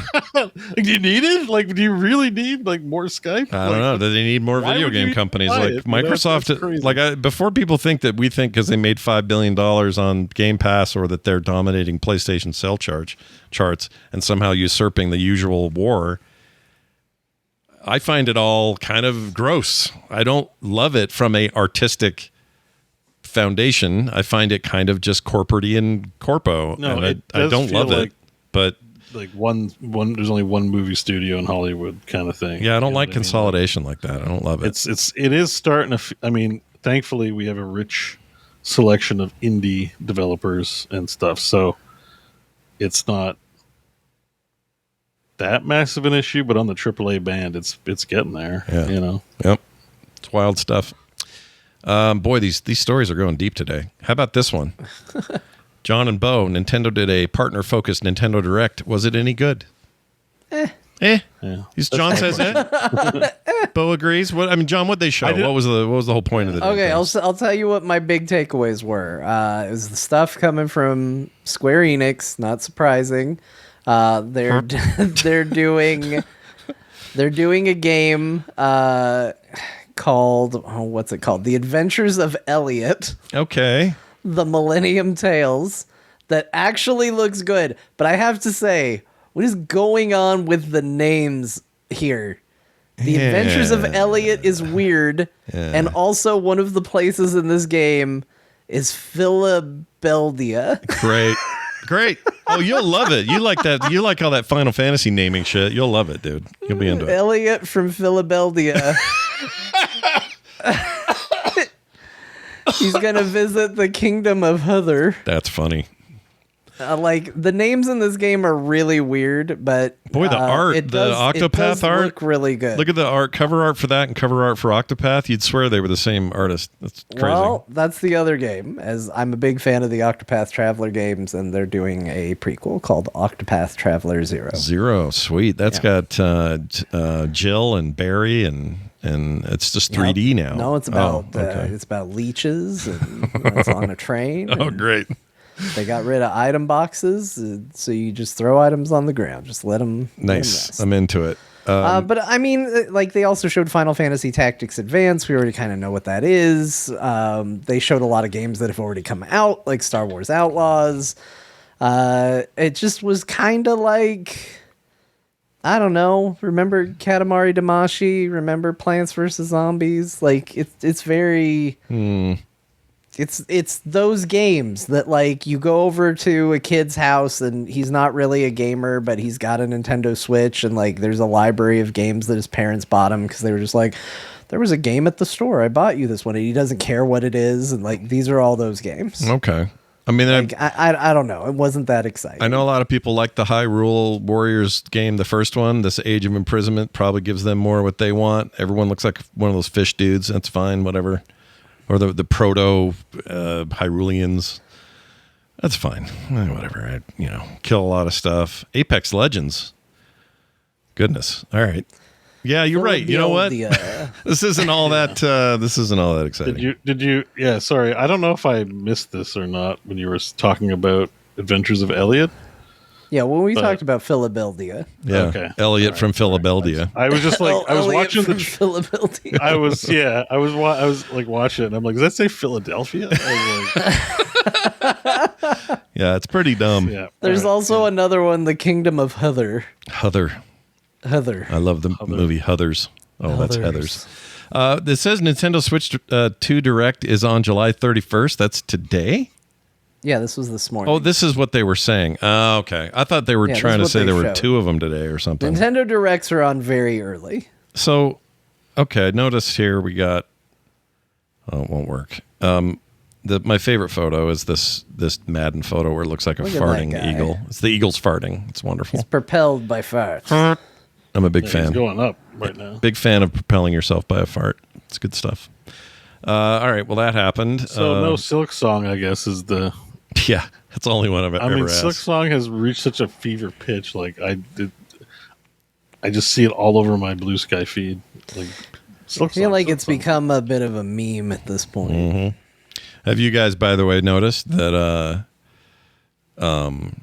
That I don't know if you saw this. That game was $26,000 is what it cost those devs to make the first one. And I was curious about what their profit on that game was. I did this big deep dive on it. It's roughly $50 to $60 million they made. Jeez. Hollow Knight. When they say that, like, is that counting People like their time? Really like Hollow Knight. That's just their profit on it. Here now we have this guy forever. This is going. Yeah, we'll keep him around in case we need him. Sorry, listeners only. That was a very dumb thing I just did. All right, moving on. What else we got? Oh, Lego Game Boy model. It's pretty cool. I saw this too, John. What'd you think of this? It's pretty neat. Every time I hear like, oh, Lego's doing a nostalgia throwback to something, I'm like, okay, whatever. And then I looked at it and I was like, this is really good. Yeah, I kind of wouldn't mind having this up somewhere. I really like the way they look, the way they've captured it. Like, it's the right size. They put on a lot of custom bricks so that it's not just like, oh, that looks vaguely like a Game Boy. Like, it really looks like the Game Boy. Not to mention that the original Game Boy really lends itself to Lego. Yeah, oh yeah. Like, it already looked like it could be a Lego thing. I mean, this is some sweet 80s nostalgia right here. It is, dude. Look at this. There isn't a better generation than the 80s. Like, really, the stuff in the 80s is really the best stuff. I want this. I want this kind of bad, to be honest. Yeah, that's pretty cool. What is it? It's not priced too bad. $59. It's not that bad for Legos. Cheap. I'm just gonna say that. Like, yes, it's expensive, but it's not that bad for Lego. No, for Lego prices, I'm impressed. I'm seeing $80. Oh, that's just Canada. It's just Canada but money. Even I would say $80 is like, I've seen like $300 like. Oh yeah, no, yeah, John's right. It's cheap for Lego. Yeah, and it actually runs the games. I think maybe. No, it has it's little got fake little screens. You put in. Fake. Oh, that was very convincing because they're fake screens. Yeah, that's kind of cool. Still cool, but I bet you.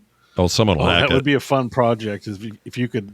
Someone will hack somehow, because now you can make things smaller. Just get like an Ambernick screen in there and get it to actually. That is 100% happening. Somebody's doing that. Somebody's got to do that. I think it's cool. It comes with a display because they know that you just want to kind of prop it up and be like, look, and have it sit on a shelf somewhere. Look at this guy. He's not just bringing the Game Boy back into his life. He's bringing the biggest turtleneck I've ever seen back to life. Look at that. Yeah, he's also not putting that cartridge in correctly. No, it's all wrong.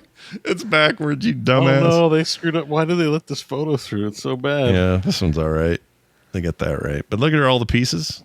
I don't remember ever having stands for game cartridges, didn't you have little plastic snap cases? But Yeah, well, I mean, this is so you can be like, and look at this game. it's for the Yeah, it's just for the funsy, Ignore showsy me. business. I have really high standards apparently. I want this. You wanted a Lego, like one of those little clamshell cases for the Game Boy. Yeah, games. even if you get those little clamshell because you get Yeah. dust in them. Yeah, I had lots of those, and I had a little Velcro carrying case for it. This guy, I loved my Game Boy. I need to pinch and zoom a little. So he's putting that in backwards, or he's just figuring it out.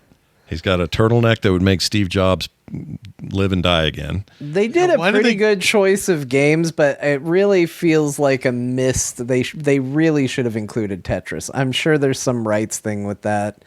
Would have been harder, more expensive or something, but I think not having Tetris is maybe a bit of a whiff, considering that's the one game guaranteed everybody had. That was 100% the game people had. Everyone had it. In fact, it was a pack-in. It was a pack-in, right? Yeah. Yeah. Yeah, I mean, I still have a copy of it over there in a But box. Zelda somewhere. and Mario Land, I mean, that's also pretty iconic. Those are pretty good, yeah. It's not bad. Yeah, not bad choices by any stretch, but definitely I had both of those. Well, let's ask Farting Eagle. What do you think, Farting Eagle? Okay, well, go back down there.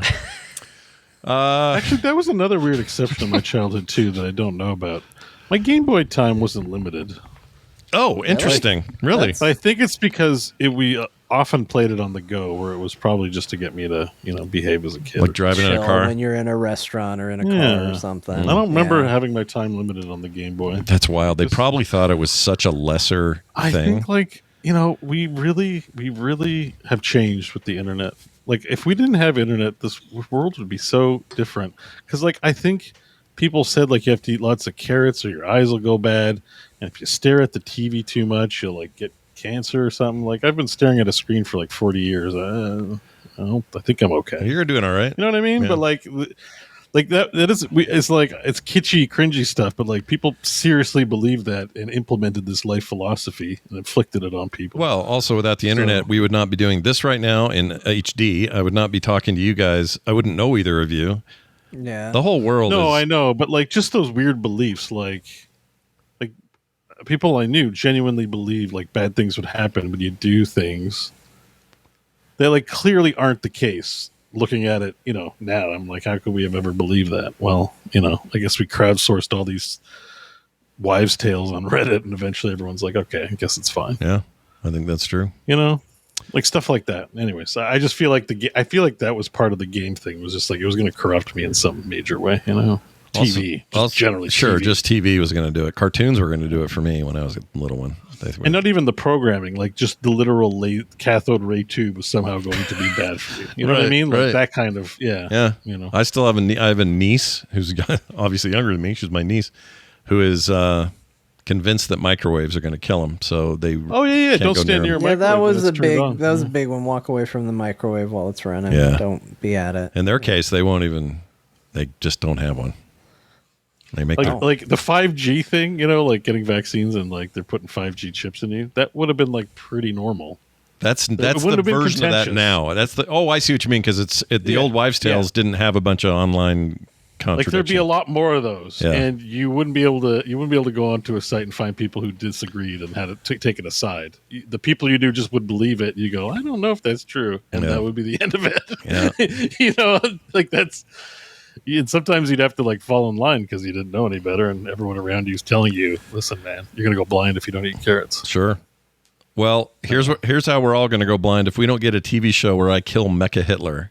Tell me about the Wolfenstein TV show, Beau. I hope you get to kill him. I don't know. Who knows? I mean, I just saw this pop up, and we get excited for video game TV shows. Sure, Rightly so. They're sure. cool.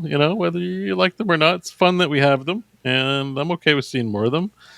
And to me, I know Wolfenstein's not the first game, but it's the first 3D game. It's a big deal. It's a cool one. I mean, I'd take Doom, but I'm happy with Wolf. I just if it weren't for those, is it People May Fly or People Can Fly? If it weren't for those Wolfenstein games, I would have said I have no idea what they're going to do for a story. But the story in those games are actually pretty cool. Yeah. Before we get I don't know if we're going to get emails about this. Just before we get that, any of those, the original game that used technology that was similar to that was Maze War.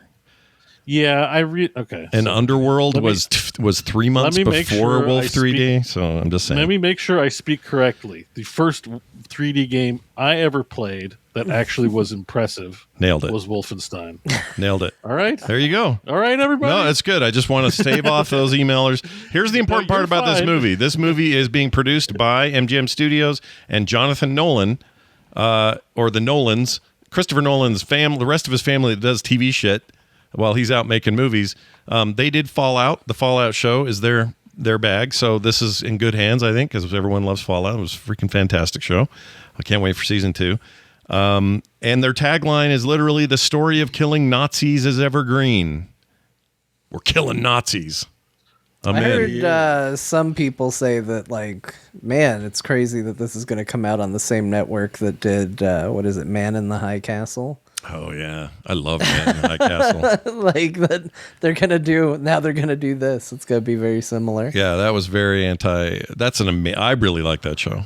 People miss that. High You should go Castle's back awesome. and check it out. I'm also going to agree with chat in terms of who will play BJ and saying the dude from Reacher. Yeah. Yes, he is. Oh my basically- God! Yeah, that I've only he might as well be him. He is. so- Yeah. I saw him in The Gentleman. I think. Yeah. That Not Henry Gentleman. Cavill version. The other one. It's you're right about the director though. It's Guy Ritchie. Ritchie, Right? It's a yeah. Guy Ritchie Yeah. movie. What's the name of that movie? Gentleman was the other We're one. British and Angry. What is it? Oh shit. Guy Ritchie. Not The Gentleman. Oh, The Ministry of Ungentlemanly Warfare. There it is. Yeah, that's it. That's it. I like that movie. It wasn't super deep or anything, but it was funny. I love Guy Ritchie movies. I haven't seen this guy in Jack Reacher, and I didn't even know it was the same actor. Mm. I'm just like, they got a muscle bound like guy. I guess he's playing a Norwegian in the movie, and He's a for beast. a psychopathic murderer, he was pretty charming. I liked him quite a bit. Like, I was like this is interesting. He's muscle bound, so I'm like, his acting chops can't be that good. And I'm like, actually, he's pretty charming. I really like him in this role. He's just like smiling and like shooting a bow and arrow at people. Like the Nazis will have machine guns, and he's just got like a bow and arrow, and he's just rifling them with bows and bow and arrow. And I'm like, That's him this up there. character is like, yeah, with the glasses. He does it with the glasses the whole time Yeah. too. Like it's. Yeah, Have you I, guys seen this I movie? haven't It's seen it actually yet. I don't know cool. why, Yeah. because I love I haven't Guy seen Ritchie it yet. movies. I have it. I was anxious it's to good. see it, and then my chance to watch it passed. But I want to see it because I do like him. I know that like in terms of fan casting, everybody wants him to be Batman. Yeah, he wants to be really? Batman too. He wants to be Batman, Yeah. and now James Gunn is being cagey about it. Yeah. I guess at one point he was like, he's not going to be Batman. And then they BJ asked him again Blazkowicz. in a recent interview, and he said, I'm a big fan of him, but that was all he said. Yeah. And people I'd were like, say, what does that mean, Yeah. James What are you Gunn? doing? I mean, obviously he could do both, but I'd say tons of people have done Batman. It's, I don't know, BJ Blazkowicz. Nobody's done it before. It's like Henry Cavill. Well, I think people have done it before, but he has a chance to become very iconic, I guess, in the roles. What I'm trying He to say. can do both. Yeah, do both. If He can Pedro do both, but I'm Pascal just can saying, be in like- theaters in 3 different movies at the same Yeah, time, he could do yeah. both. Yeah, no problem. 3 movies. I thought he was in 30. Like, holy cow, he's in everything. He's in a lot of films right now. They need to form a union to ensure, Yeah. they don't. The other roles go to other actors sometimes. It's so But, predictable though. You see the backlash against because they're just starting to feel a little over Pascal, but the guy's really good. So I still like him. Oh. I like him in everything I've seen him in, and he Yeah. seems like a genuinely nice guy. Yeah. So I don't know. I'm not. I don't know for, what to tell you. Yeah. That's how I I'm feel. not I for agree. encouraging people to not get work or anything, right? I mean, like he pitched for the job, he gets it, whatever. That's how it goes. Like, Sure. I'm not, but like selfishly, this is a selfish thing. Selfishly, you always like it when you watch a movie and you don't recognize any of the actors. yeah, Yeah. I like it's that fun too. to see people you like, but that's the Chris Pratt problem. There's nothing wrong with Chris Pratt, or maybe there is. I don't know. Well, my beef with Chris Pratt But is he feels it's like the- Chris Pratt and everything, whereas Pedro Pascal feels like characters he plays. So He's always like- he's a better actor than Chris Pratt could ever hope to Yeah, be. he's always like the guy from Parks and Rec, but if he had like 20% more intelligence score or something like that, like it's like that. You're kind of and that's fine, and that's what sends people to the movies. That's actually part of the pleasure. I'm just saying it's also fun. That's why foreign films are interesting because you don't know anybody, and so you're suspension of disbelief. Like, it just feels better. Like, you can feel more like a, like, whoa, like, I don't know any of these people. Pedro's good at that, though. He can melt into a character and disappear into it. He's very talented. I think Very where talented. I feel is No that question. it's just like there does feel like a level of lack of creativity or daring or whatever you want to call it when it does end up being the same person over and over again. You do start to sit there and go, do you know anybody else, or are you just always picking the same people? Are you just like, I do think that there's an element of that. And I think when we that get bums to, me out a little bit, but he's been great in literally everything I've ever Yeah, seen. there'll think come when a we get to time. It's Robert- hard to be like, no. It'll I slow. think you really hit that wall with Robert Downey Jr. coming back to play Doctor Doom. I'm like, I need to know how that's going to go. he's great. We loved him as Iron Man, Yeah. but there wasn't anybody else. The story has to be if right, The because storyline is that we want to utilize his history. Like, I if know, he's playing I a know. completely different character and they're just like, it's Robert Downey Jr., but he's a totally different person, then I'm 100% going to agree with you. But if they're trying to build in the history of Tony Stark to help reinforce a character that's not going to get 18 movies to build up, like, I do think that there is something to that. So we have There to might see be a good where it rationale. goes. I'm speaking strictly from the selfish point of view of liking to feel the magic of movies. It's fun when you don't have a lot of meta context around someone you're seeing. It can also be fun when you do, yeah, right? Can Like, be both. sometimes that's the point. Yeah. It is the Smothers Brothers in this movie. There's an old reference for you.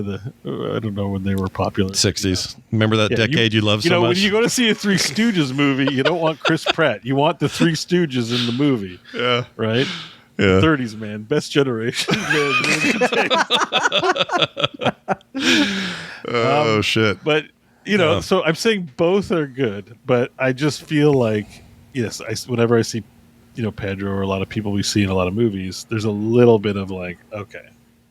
And I think that's been going on for decades, so I think that's nothing new. Yeah, I think that's probably true.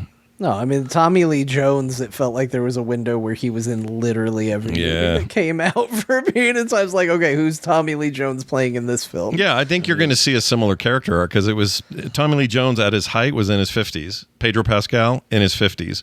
Doesn't last forever, and then he'll get a lot of really great prestige, older, later career stuff. And it'll be great because he'll have these moments. People will call it a comeback, but really it just meant 5 years later or something. Or he'll direct. Like, this is how this shit always goes. It feels like it couldn't happen to a nicer guy. That's the main thing I like about him. He seems like a very, very nice human being by every account you hear of people who know him, work with him, and spend time with him. They all say it. The only people who don't are ones who are trying to kick up shit or just are dicks online. And I like him. I like that guy. Seems nice. Well, there you have it. That's our news for today, everybody. When we come back from our break, we're going to do a Dear Martha. Let's see how torturous John wants to be this week, okay? Because last week... Oh, yeah, last week, I listened back to that section. I mean, mainly I was listening to our show because our story from the Valheim stuff has been the controversial one all week. Yeah. But I did happen to swing by that stumping, and John was right. We're a week later. We should have thrown the towel in much earlier on that one. Yeah.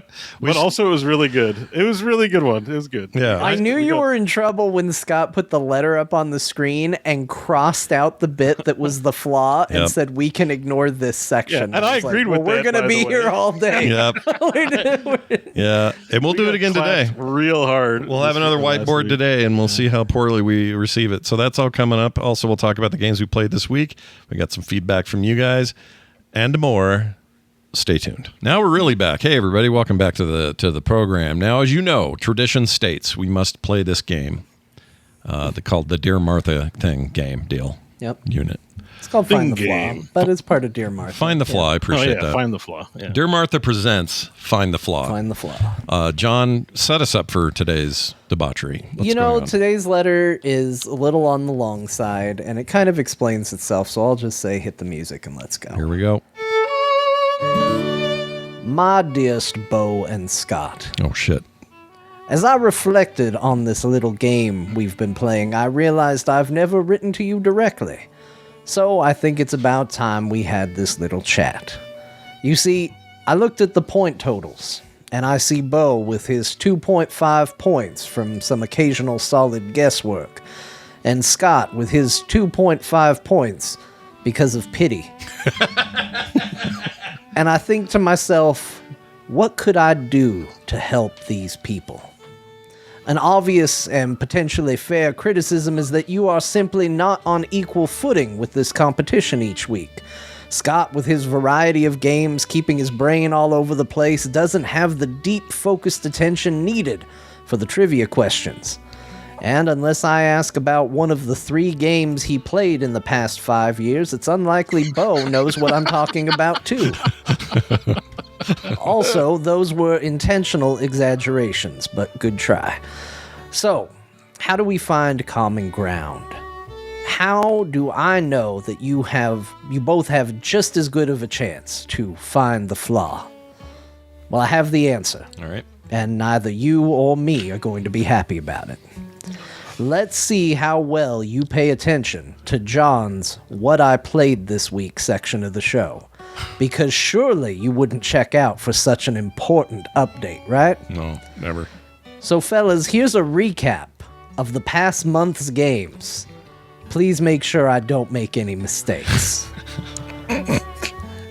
July started out strong, with my finishing Like a Dragon, Pirate Yakuza in Hawaii. This really set the tone for the month, as I would go on to beat at least 7 games this month, including Resident Evil HD Remake, Resident Evil 2, A Building Full of Cats 2, Stellar Blade, and spoilers for today's show, Final Fantasy X. Of course, that at least 7 games is a bit vague, because do we count Final Fantasy X because I didn't talk about it yet? Do we count Resident Evil 2 as one game even though I beat both Claire A and Leon B scenarios? Or does it not count until I also finish Leon A and Claire B? It does get a little tricky, so I hope you don't get too caught up on the numbers.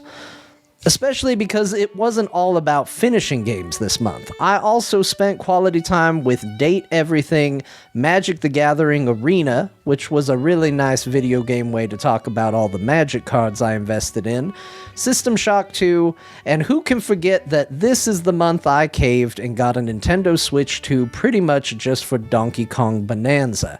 Don't worry, I'm sure I'll get to Mario Kart someday. Anyway, that is what I played for July 2025 per the core show notes, and surely you two, being good honorable gentlemen, will not go scanning through the show notes to cheat and look like you're paying better attention than you might be, right? Yours on this show and the next, John Jack. That's true. You will be on the next one. I was tempted to look at your profile on Steam, actually. Oh, yeah. Yeah, I didn't say nothing about your profile on Steam. So I will go ahead and post the note. Honor. Yeah, gentleman's honor. We won't do it. I actually have a... Can I ring in already, even though it's not in there yet? Yeah. There's a few typos in here on this one. I struggled through reading it, but it's otherwise good. All right. Yeah, Jill! if you think you know... I don't think Barry. you finished Stellar Blade yet. I think you've talked about it and you played it, but you haven't beat it. I think you finished it. Shit. Okay, Did you hold finish on. it? Here's what I'm going to say. Here's the official ruling on what Scott said. Okay. Scott, Yeah. you have successfully found the flaw, but your correction is incorrect. Beau, if you can be more correct than Scott, you will get the point instead of him. Shit. What does that mean? Now I'm extra confused. Yeah. He finished it, but He identified the flaw, but his correction to the flaw is incorrect. If you can not only point out the flaw, but give the correct reason it's the he flaw. identified the flaw. So he didn't finish Stellar Blade, but somehow it's flawed. He found where in the letter the flaw is and what it is. He got what the correction is wrong. Oh, you didn't finish A Building Full of Cats too? No, that's incorrect. We're going to give Scott the point. Ah, yeah. So wait. The actual correct answer is I did I did finish Stellar Blade. I beat it, but I beat it last month, not this month. And Oh, this shit. Oh, in games I played. No, that's actually really good because because that's Yeah. what he meant, right? Yeah, That's what yeah. you meant. Yeah. No, that's good. He That legitimately believed he didn't finish it, whereas I knew he finished it. yeah. See, you actually paid more attention I'm kind of to. robbed. But, You guys think I don't hear? We'll let chat. We'll let democracy. Oh I yeah, love democracy. you know any group. Chat, John, do you think Scott gets a full point, or do you think they both get half a point? any group of people who types things like "who stuck their finger in my butthole," they should Yep. definitely get. Let's do it. That was. Why was someone writing? I don't. It was Mayor McCheese. McCheese I have no was- idea. was- 1 point for Scott, or 0.5. All right, put a bringing poll in there, both Scott. of them up to 3. All right.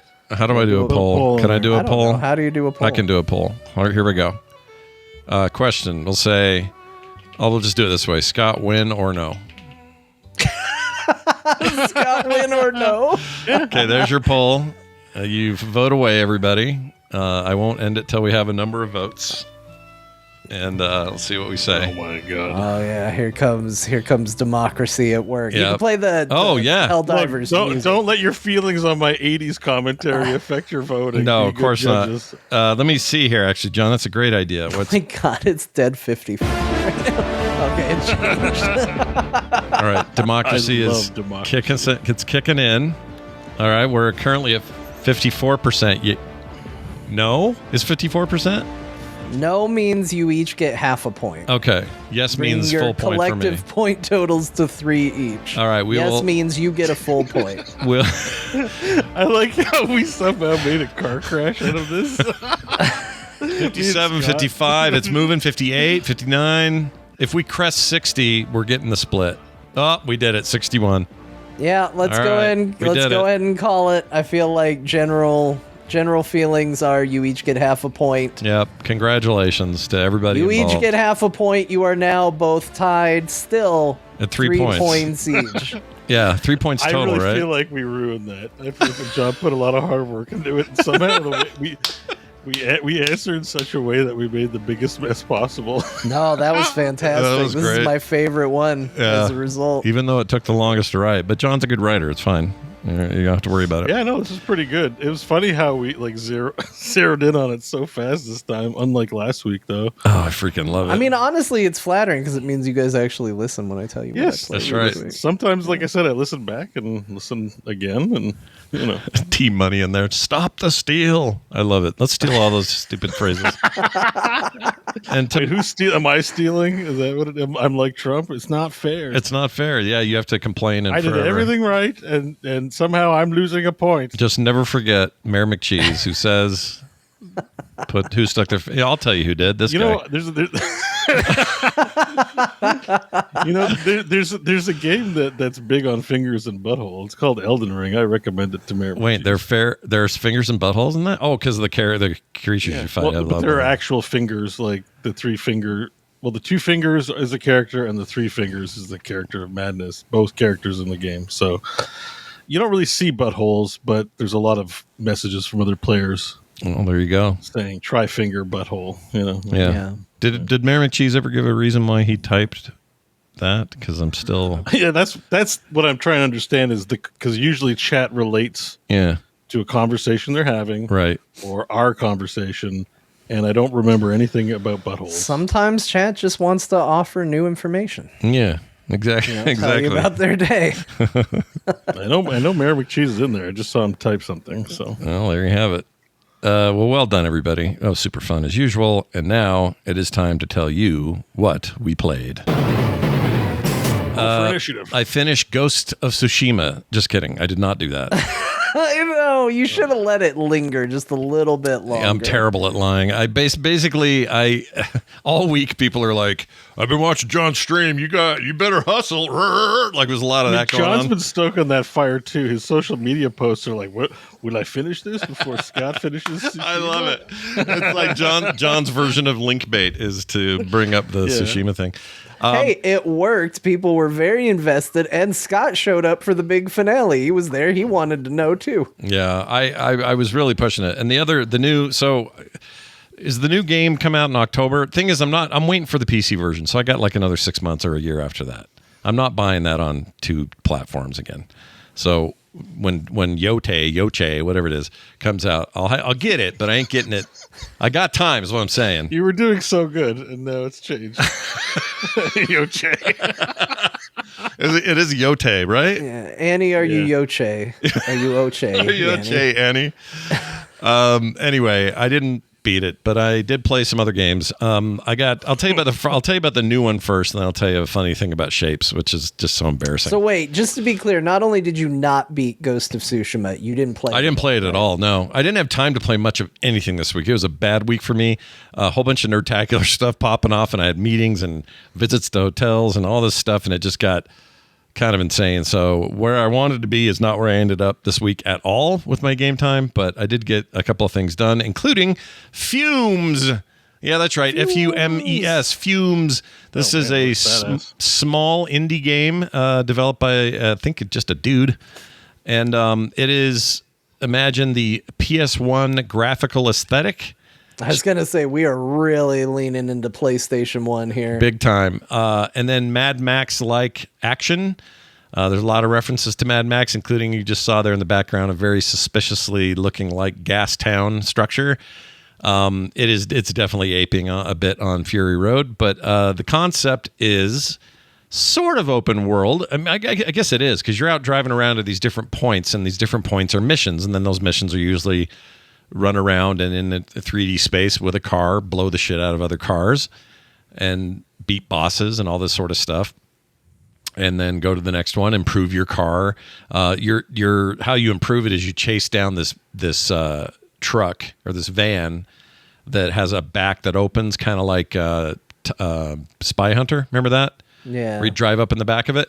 You do that. You drive up in the back of it. You honk at it, basically, and they open up the door. You go inside, and inside you can do all your upgrades. So new guns, new body type, better wheels, better traction, whatever.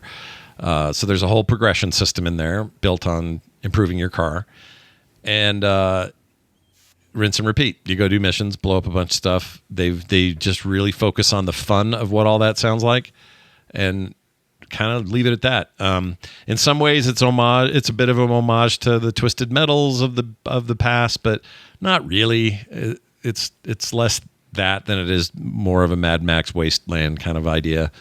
And it's really good so far. My only beef is some of the controller stuff and settings for controller or keyboard are just a little wonky, and I think they're changing a bunch of it. Some of it's just like weird decisions.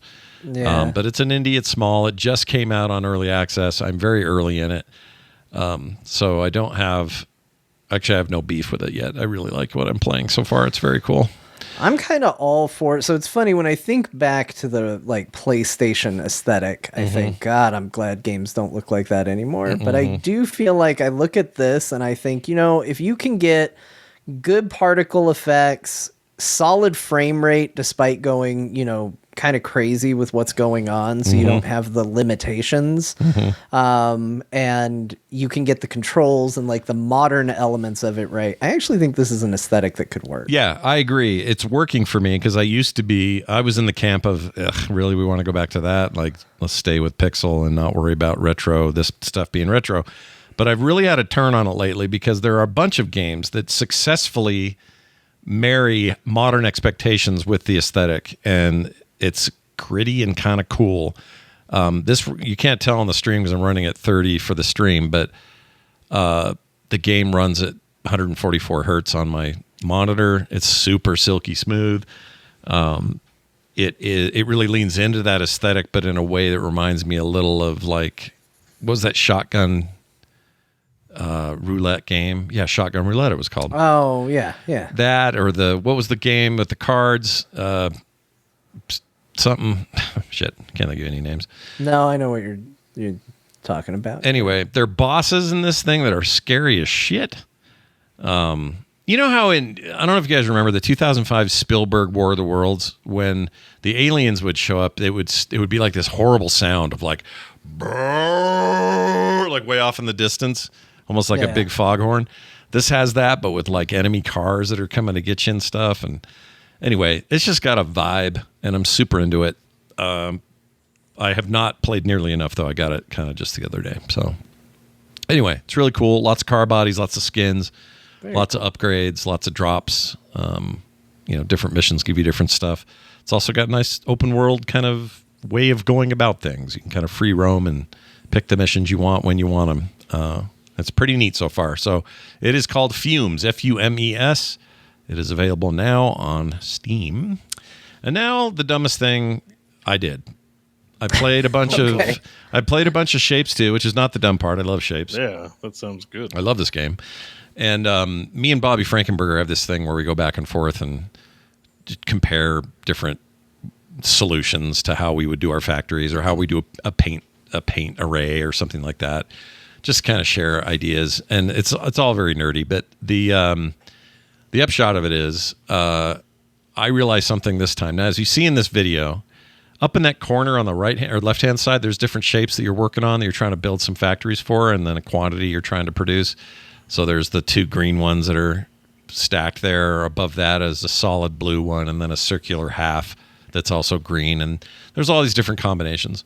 Yeah. What I didn't know, and it's partially the fault of the first game, because in the first game it did matter because it was 2D, it wasn't a 3D game. In this game, orientation does not matter. So that bottom one, let's say, the one that looks like a mushroom with the two little blue feet and the top white top part there, that I thought had to be that exact orientation, meaning the white bits on the top and the blue at the bottom. It doesn't. It could be sideways. It could be flipped upside down entirely. As long as it's this configuration of stacking it. Oh, you mean like the template pie or whatever? Yes, right? exactly. So you were having to do a bunch of extra work just to rotate it to completely match. Which made it very inefficient. So I'll capture this and give you an idea. So this, whoops, shit. That did not go the way I planned it. Hold on. Oh my gosh, dude. What the hell did I do? Isolated it. It's just very tiny. Yeah, but why? It's super small. I don't know You're why. right. Zoom and enhance. That is inefficient. It's very inefficient. Look at how small. Oh, football there it guy. is. Now that's a shape I want to make. All right, there it is. Okay, so sorry, that was dumb. If I pull this up and I blow it up, so that shape right there, I thought had to be that orientation, and it could never be anything else. I like to call it plumber working on my sink. Fair enough.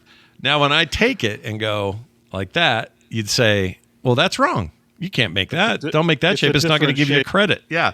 If orientation mattered, you'd be like, well, that's not the orientation that the template. Yeah. Any of these but this is what I thought would be wrong. But it turns out. I think what happens is in the 2D view, Yeah. that's down, right? Yep. Like that axis is down, but it's not a 2D. The game is fully Game- 360 game is degree 3D rotational. slow. Exactly. You have But done I it. would have made this mistake too. In fact, I think when I played Shapes 2 with the Z, I think I might have done something similar, to be honest with you. All I can see is a plumber. Now that's all I can see. But it's funny because it took me. I've been playing this game in early access forever. I love this game. I come back to it every time there's an update. I can't wait for 1.0. Like, I just love this game. And up until like a week and a half ago, it was not clear to me that it didn't matter. As long as the configuration is correct it doesn't matter where you rotate it. Because the game is full. I can take the camera all the way around and suddenly it is upside down. Even though it's right. You know what I mean? And you know when you have that reaction too, like my initial reaction, because apparently I'm more ornery than I realize, is like, well, why didn't the game explain it to me? And then 99% chance there was a tutorial message that said it. Oh, yeah. Clicked right through it. Yeah, that's the other thing is when you go into these, this is video, so I can't show it, but if I had the game up and I clicked on one of these shapes, it gives you a nice little platform. It shows you all the stacks and kind of gives you an idea of the configuration, lets you zoom around it and stuff. And there's literally text there that says that the orientation doesn't matter as long as yes, great. Yeah, I missed that forever. How long? So how did you end up discovering this, though? I discovered it by accident because I sent a bunch of shapes into the vortex, which is kind of where you're collecting everything, as part of a goal. And as I looked at the line, one of the production lines, I went, oh, those are all sending wrong. But then I looked up in the corner and this thing's going boo, boo, boo, boo, boo, boo. It's adding up. And I'm like, you're wait, getting it's credit working? for it. Yeah, so then I zoom over to the thing. I'm all ready to change it. I'm ready to start rotating stuff, and which will slow my production, which will increase disparity between lines, like all because it takes a minute to rotate things. Not a minute, but it takes time. Hang on. And so I had to, because you have machinery that you put down that will take a shape and flip it 180 degrees, 90 degrees, whatever it is. Yeah. Those are still very useful, and you need them for just basic when you're configurations. pasting things together, they got to paste the right way. So rotating is still a thing. function of value. Yes. Like 100%. if you have two pieces and they've got to be melded together or separated, you've got to do it the right way. Correct. Or shaved or whatever. Correct. So I have to make that still need to plumber rotate. John's talking about. That plumber has to be, this. Well, that product might have started as a full circle, and you cut half the circle off, right? Correct. So, And then had to rotate it or not. Like it turns out I could have just maybe and you not have to rotate paste it. the blue star or to that correctly, so it might involve some rotating. Exactly. To build it takes rotating, but the final piece can be in any of these orientations. And I didn't effing know that. So I have a question for you because you're a Shapes with the Z fan, so I know you played the first one. Was that also? No, the first one there was no rotation, so it did have to match the orientation. It would be worse than just playing this game and not knowing it, but you played a whole damn other ass game and did not know it too. Well, and in that case, it required it. This one doesn't. So if I could be forgiven on any of this, then maybe I'm forgiven on that point. But it's still annoying. That to me. game wasn't in 3D, so probably maybe did matter in some sense because that's what I'm saying. It did. Is locked. That's what I'm saying. It required you to have the correct orientation. So in that case. In the case of the first game, the 2D game, these shapes off to the side, they had to be exactly those. They could not be upside down. They couldn't be listed to the side. They had to be this. In 3D, they got rid of that requirement because there is no lock 2D view. So I could be forgiven because of that. But I'm still annoyed that I didn't realize it for all this time. Anyway, Shapes 2 with the Z's continues to be amazing and deserves its overwhelmingly positive reviews that it gets. Highly recommend it. Okay, John, let's move it over to you. You did beat a game, actually, it turns out. I did, and we've already spoiled it a little bit, but, let's talk about it. After 2 years... Is that really how long that was? People fairly criticize. They're like, John, you throw so much shade at Scott for not beating Ghost of Tsushima, but you've been trying to beat Final Fantasy X for 2 years now. Well, I finally did it. Yeah! I put in an insane amount of time on this game this past week.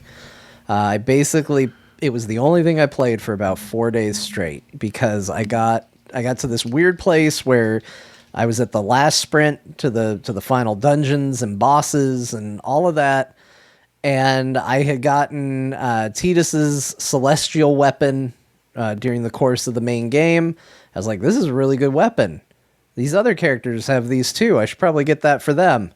Which meant I had to play the stupid butterfly catching minigame. That was an awful experience. Yeah. I said last week about dodging lightning. That was an awful experience. I had to find all the stupid cactuars and play red light, green light with them. That wasn't great. But let me tell you what I did this past week besides beat Final Fantasy X. I played 37 games of Blitzball. That's a lot, I think. Scott, can you write that number down in the show notes? In case we get asked next week? In case it's on Dear Martha. What was it? 36, you said? 37. 37. 37. 37. Like 36? I was already changing it. 37 games of Blitzball. It's a lot of Blitzball, which I had to learn the entire thing because I never liked Blitzball. So I was like, I'm not going to learn how to play this stupid sport. But it turns out that Waka is like my favorite character from the team, and I made him super powerful. And I was like, well, I got to get his special weapon because he went from being my best character to like my worst. Everybody else could break the limit, the damage limit. He's got the hair that looks like a horn, and he throws the ball. That's that guy? Voiced by Bender and all of that. Oh, I didn't know. John DiMaggio? I didn't know that. Yep. That's cool. And I was like, I got to get his weapon. This was, of course, very important considering I basically one-shot the final boss of the game. So it was very important. I put in all this time into all of this stuff.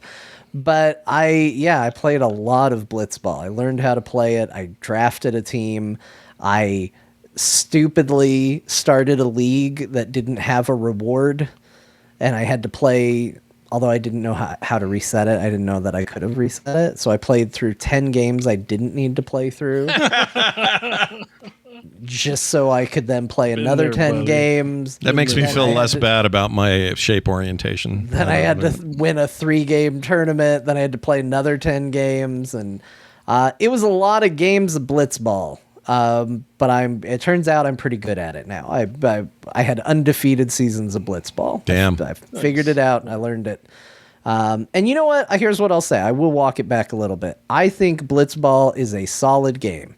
I think they make you play way too much for the content in the game, but I think it is a absolutely solid, fun mini game. If you think about it in the context of, like, let's say this was the best thing out 20 years ago, yeah, then maybe you're like, I got lots of great content to enjoy my game with, probably, right? Like some of it's maybe just time. Yeah. You're like, this game is awesome. I'm doing all the RPG things I'm used to, but also has this whole other way to play it. You would think that's better cool. than Tetramaster. I'll tell you I that played much. through the game when it was, that was during the PlayStation 2 era. I can even remember playing it. I think I played it on like a 14-inch TV or 20-inch TV, like something small I had in my apartment back then. And I don't remember any of this. Like, you're showing footage, and I'm like, I don't remember anything from this game. It's so funny. Yeah. Characters, I mean, I remember playing Blitzball, but I don't think I went hard on Blitzball. I must not have done everything. his hair's extra stupid right there. Just putting that Who, Seymour? Yeah, I the don't guy like on the it. ground? Yeah. His hair's wild. Really stupid. I see chat saying, what is Blitzball? Blitzball is, Final Fantasy, basically from once Final Fantasy VII happened, everybody was like, mini games. Like, Final Fantasy VII really opened the door to mini games in Final Fantasy. And for a while, card games were the bread and butter of it. Final Fantasy X introduced Blitzball, which is a sports game. It's kind of a quasi-turn-based, quasi-active sports game where you're underwater.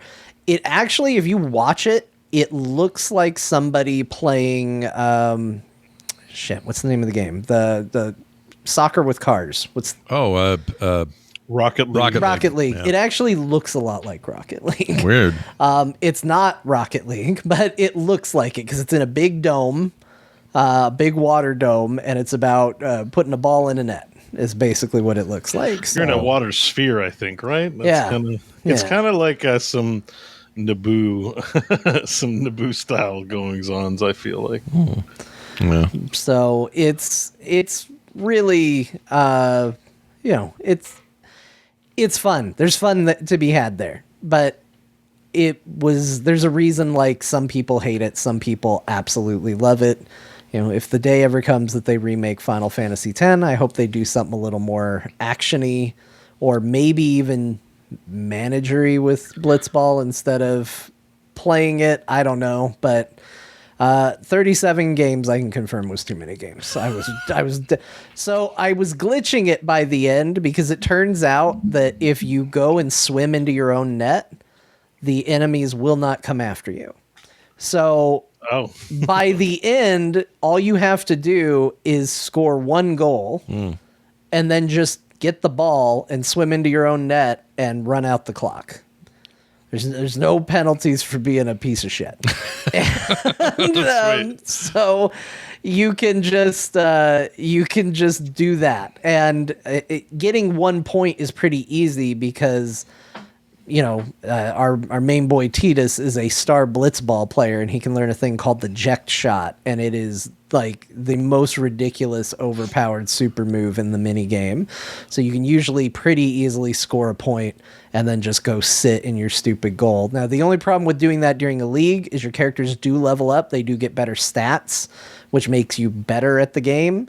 So if you don't get your characters leveled up, they are going to be underpowered compared to the competitors because they will level up over the course of a league. So you have to be a little bit careful with it. You can't not play and just, completely waste it. But I would be lying if I said I didn't occasionally do that. But my end kind of thoughts on Final Fantasy X, I really struggled with this game. Obviously, it took me 2 years to finish it. Yeah. By the end, I really liked it.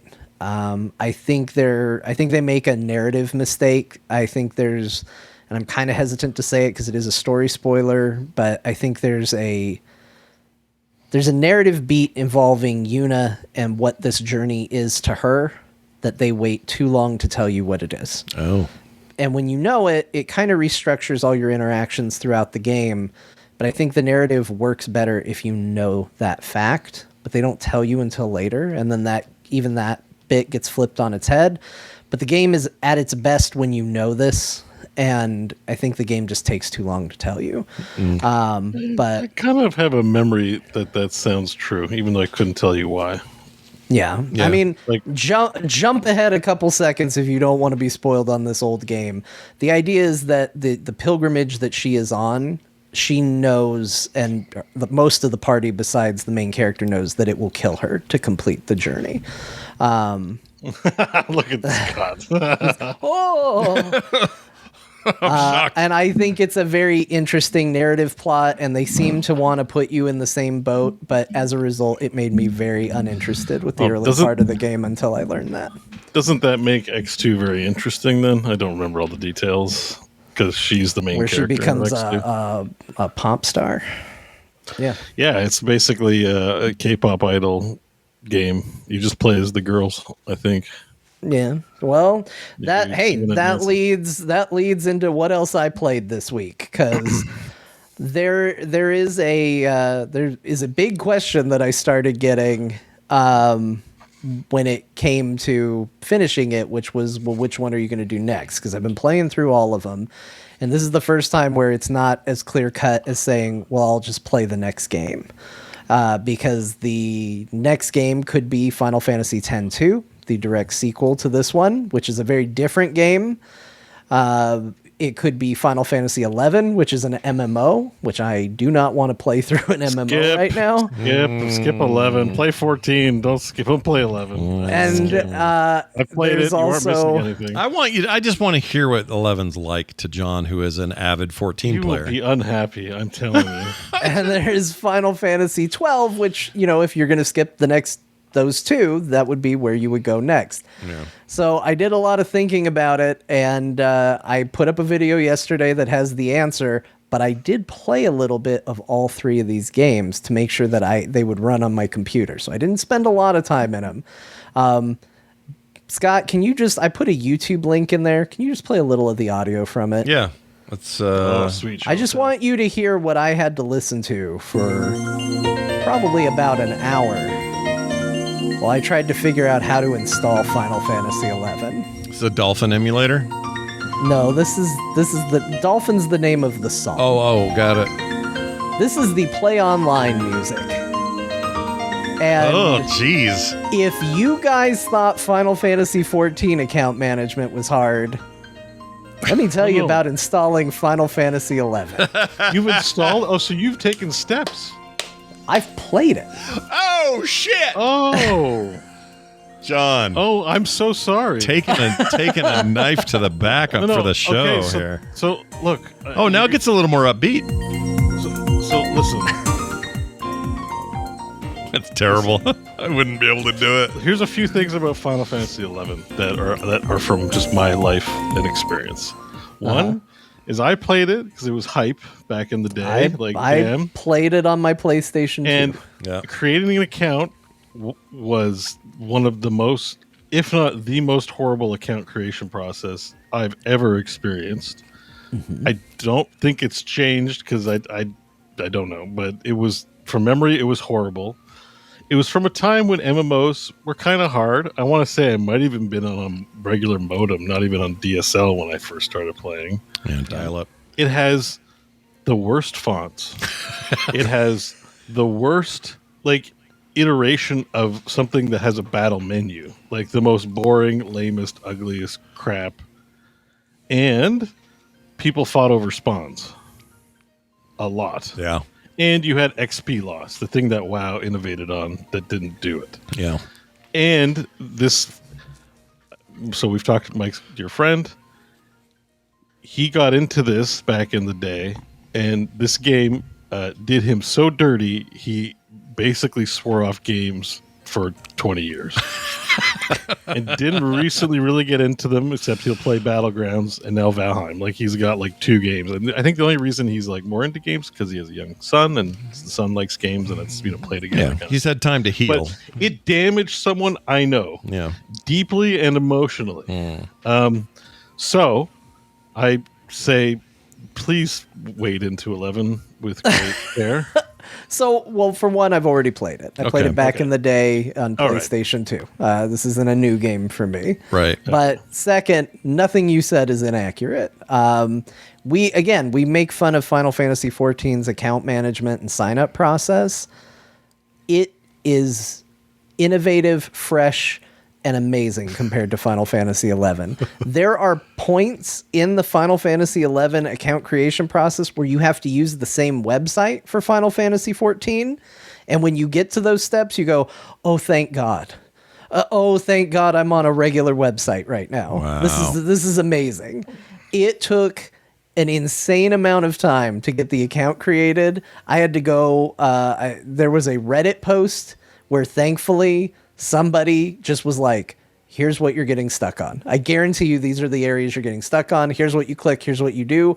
And it probably saved me an hour, if not like quitting and just being like, I'm done. I can't play this. I can't imagine. It is insane what you have to do to play this game. And let me tell you that once you're in it, it isn't worth it. Yeah.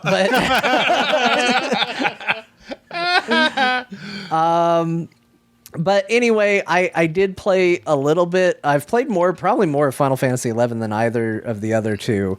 But here's the answer to what I'm playing next. The answer is all of them. Good answer. Nice. I am going to be streaming Final Fantasy X too. When I stream Final Fantasy, that's the one I'm going to be streaming. I'm going to be doing a video on Final Fantasy XI because I am not going to be sticking with the game, but I do want to give my experiences getting into it and kind of gonna play it and start it. I am not going to finish it.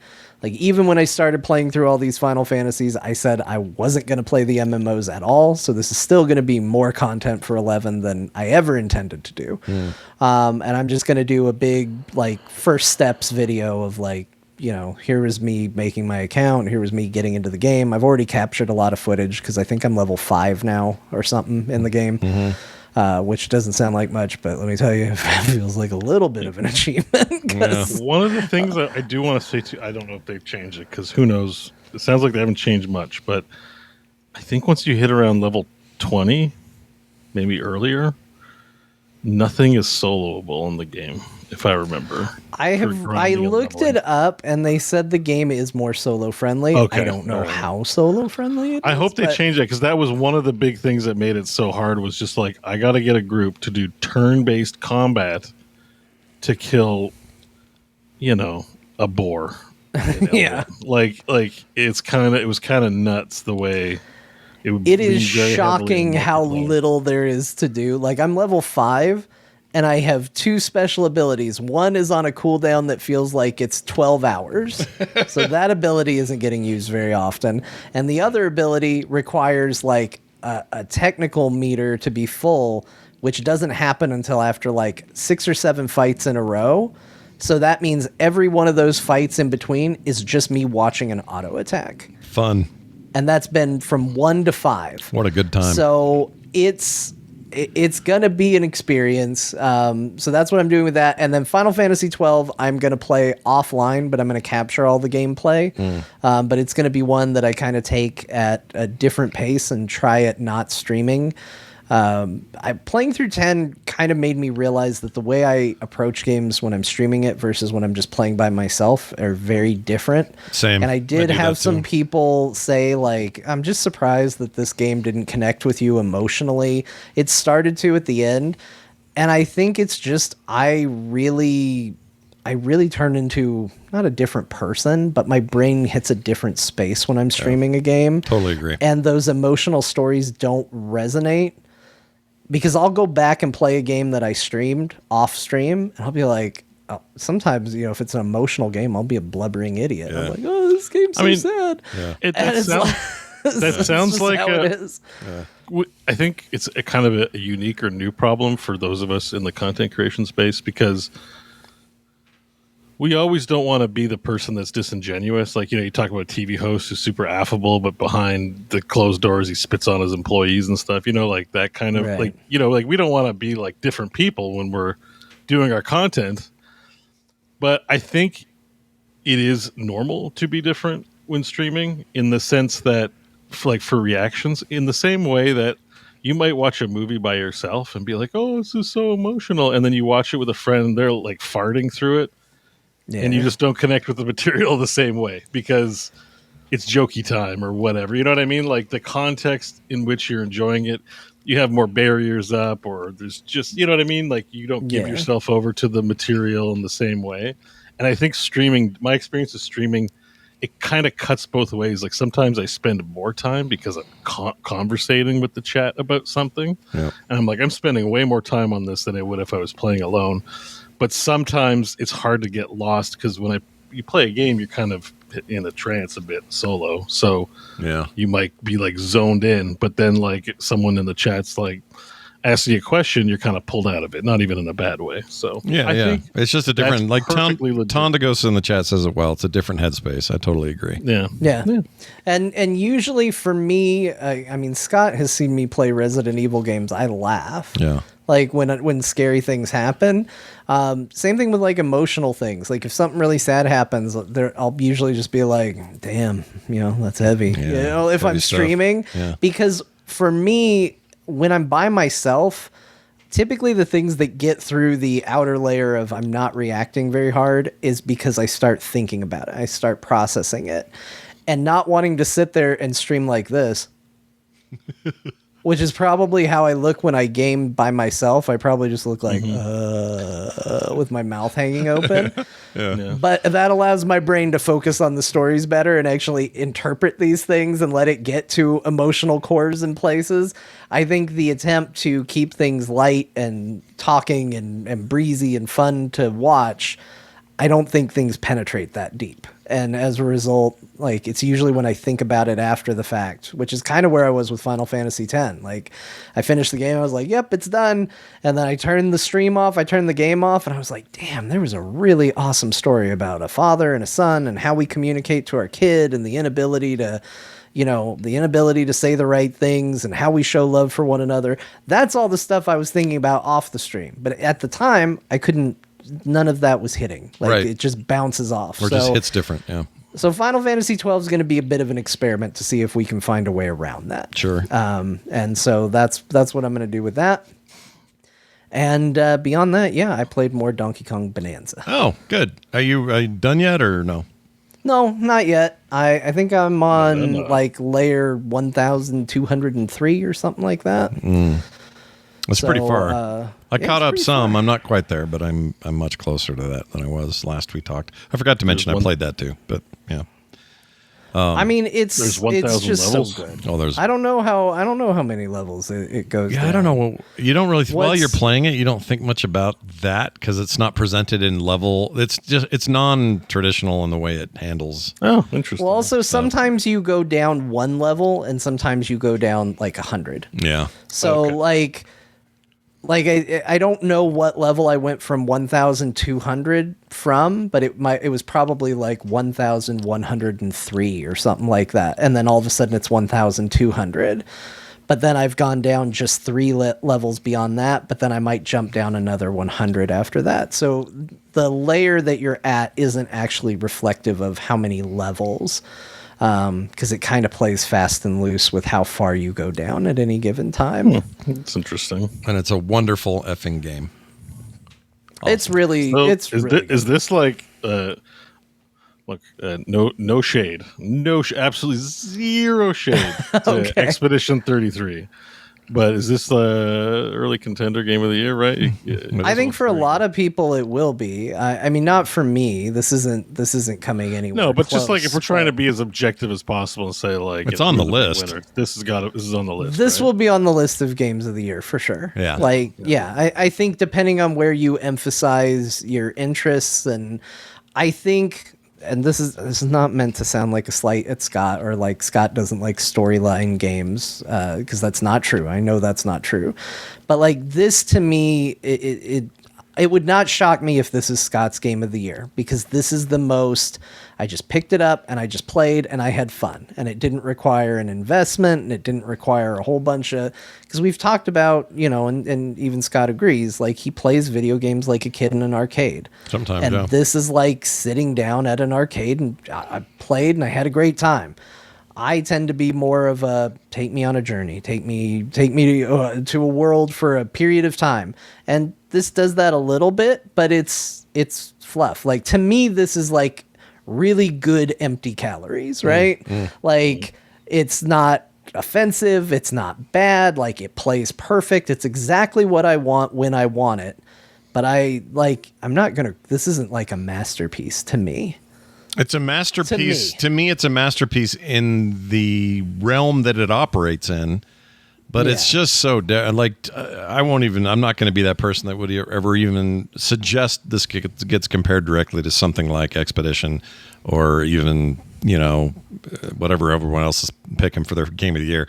Like it's just in its own category. Yeah, they just have different goals. Very different goals. And right now that particular set of goals, which I find mechanically rich. That's the thing I love about this game. Just mechanically rich constantly, and even the further you go in, the more it goes, hey, you thought you were done mechanically. Guess what? We got 5 new things for you to do. That is where I find the game to be blowing my mind, because I just the deeper I go, the more shit I get to do. It never feels repetitive. I was surprised when I got a different animal from what they had shown, because I was 100% sure they had shown all the animal forms that he got in that preview. And all of a sudden I got one that wasn't in the preview. Yeah. At least I don't think so. I didn't think I was going to play the game, honestly. So it's not like I was paying a ton of attention to it. Is it the animal that has a long memory? Is that the animal? No, it was the one after that. I thought the one with the long memory would be the last one. I forgot they showed the animal with the long memory. I like her dancing around this. Yeah. Like, don't spoil. It's literally on the screen right now. Yeah, it's actually happening right now. Like, guys, don't say elephant. Yeah, don't say elephant, guys. Don't say the thing they showed in the trailer and is literally on the screen right now, hopping around. It's certainly not I only in the see game. a monkey or a gorilla, but no, I see an elephant. Okay. Yeah. So, again, I think in terms of like a 3D platformer, this is an amazing 3D platformer, but it probably wouldn't surprise people to find out that the guy who keeps playing JRPGs thinks the really amazing revolutionary JRPG that came out this year is better. Yeah. Like that's going to come down to taste. Yeah. Yeah. I'm just saying this is in contention. Oh yeah, heck yeah. This will be in the list of like whatever my list looks like. This is top 3. I'm trying not to want to switch, but you guys are giving me FOMO with all our Switch talk on this game. Well, after you saw that the Donkey Kong talk, because carts looks cool. I'd play it, but I can skip. I don't feel FOMO. Yeah. Donkey Kong feels like, this is like really, really, really good. Like, should I, would I even still enjoy it? And I'm like, maybe I want to switch. If you like a 3D platformer with a bunch of destruction, you would love it. But if you don't, I don't think this is going to, anybody who's just like, I just like fun games, in any genre. If it's like really like the best of the best, like something amazing comes out no matter what the genre, I mean, I can be down. Sure. Yeah. You could also just go buy Astrobot and play it on your PlayStation. Yeah, Astrobot's supposed to be really good. Like, I want to play it's in the that box game. right there. I have to take it out of the box. That's actually one game I wonder if Sony will bring to PC or not, because it's such a weird Sony-centric thing. It's also so tied to that controller. Yeah. Like it's one thing when a third party even a first party that doesn't utilize it very much, but like so much of Astrobot is that controller. Yeah. Yeah, there's a big question about that. I don't know. We'll see. Kind of hope they do, though. I kind of wish they did. I do want to play it, but I don't want to go back there and play it. Yeah, I don't want to. I don't want to put it on my. I don't want to go PlayStation. over there. Do you see how far away that is back there? That's a long it's all the way. way back there. Who wants to go back there? Why am I going to go back there? I sit right here. I barely want to pick my phone up. You It's can right here. point to both your Magic cards and PlayStation, and now it's like, which is more dollar value? Yeah, probably the cards. Well, the PlayStation I just took from my parents, so Definitely the cards. Then. but I just mean the cost. Yeah, but you got some of those as gifts too. We're That's just true. counting- The cards were also. We're gifts, just counting So. street value. Yeah. How much can you get on the street for your sweet swag? That's I think that was so there's a Magic creator, Tolarian Community College. Oh yeah, he did- I watched. He did some a of his thing where he stuff. was giving away 10 PlayStation 5s because he was so mad about how much Final Fantasy was increasing their prices. You know, it's like you can buy this box or buy a PlayStation.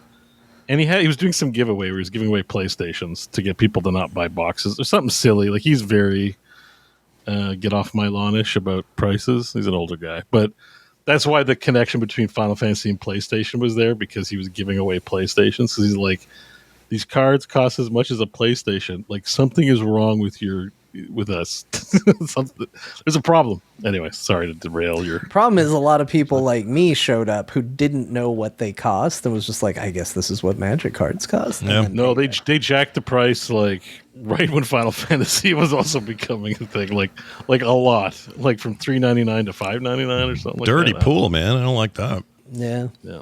I didn't know. I was like, oh, well, I guess this is what Magic cards cost. That's why they do it. They get guys like you. They caught you. All right. Well, there you go. John played a bunch of cool stuff. Bo, what'd you get up to this week? All right. So, a lot of Valheim, Yeah. but we'll get to that later. But I, listen, last week I played a bunch of games and I was kind of, so on. This week I played two new games that I'm like, oh yeah, this is good. So, have you guys heard of this game called Abiotic Factor? I have. I had I'm not. hearing very good things like Half-Life meets survival sim meets. Yeah. So John's still going to accuse me of playing the same game when he hears what this game is. But it's basically Nothing has changed. Well, you're a This game- you're a Norseman, and you're gathering gold. No, that's not it. this game is basically Valheim, except instead of being in Valheim, that's the name of the world, but instead of being in a lush green spot, what if you were just one of the scientists in Half-Life 1? Like not Gordon Freeman doing awesome stuff. You're one of the shitty scientists on their first day at Black Mesa. You're late again, Gordon. And Those guys. something. So I've played to the prologue, and the prologue's like something's not going right. But anyways, we'll take you to induction and get you up to speed where you do your tutorial stuff. And so it's a crafting game where you play, like, see, you're showing a picture right there. You play as a bald scientist, and you get to pick oh my traits. gosh, he looks exactly like the Half-Life looks like the guy. scientist. You literally play. I'm telling you, you play as you can. So what's fun about the scientist is you can pick traits where you can be like, I'm good at a chef, or I'm like good at kinetics, so I'm good at throwing, or I'm like a construction nerd, or I'm a combat nerd. I work security, but I used to be a scientist. Like there's all these cool traits you can pick to like affect like your skills, your starting skills, and that's the kind of nerd you are. And you make the most nerdiest ass character. It's got like all the bad hairstyles, all the bad mustaches. It's low res, looks like it's actually made in the Half-Life 1 engine, even though it's made in Unreal. And so you get deposited into the facility. So instead of being this open world, it's a maze. So right now I'm in a cafeteria, right? Mm-hmm. And there's a guy in there who doesn't want, the place is locked down. He's grumpy and he's like, let Dr. Jagger or Jaeger in, but it's like it's Jagger, but with one less G.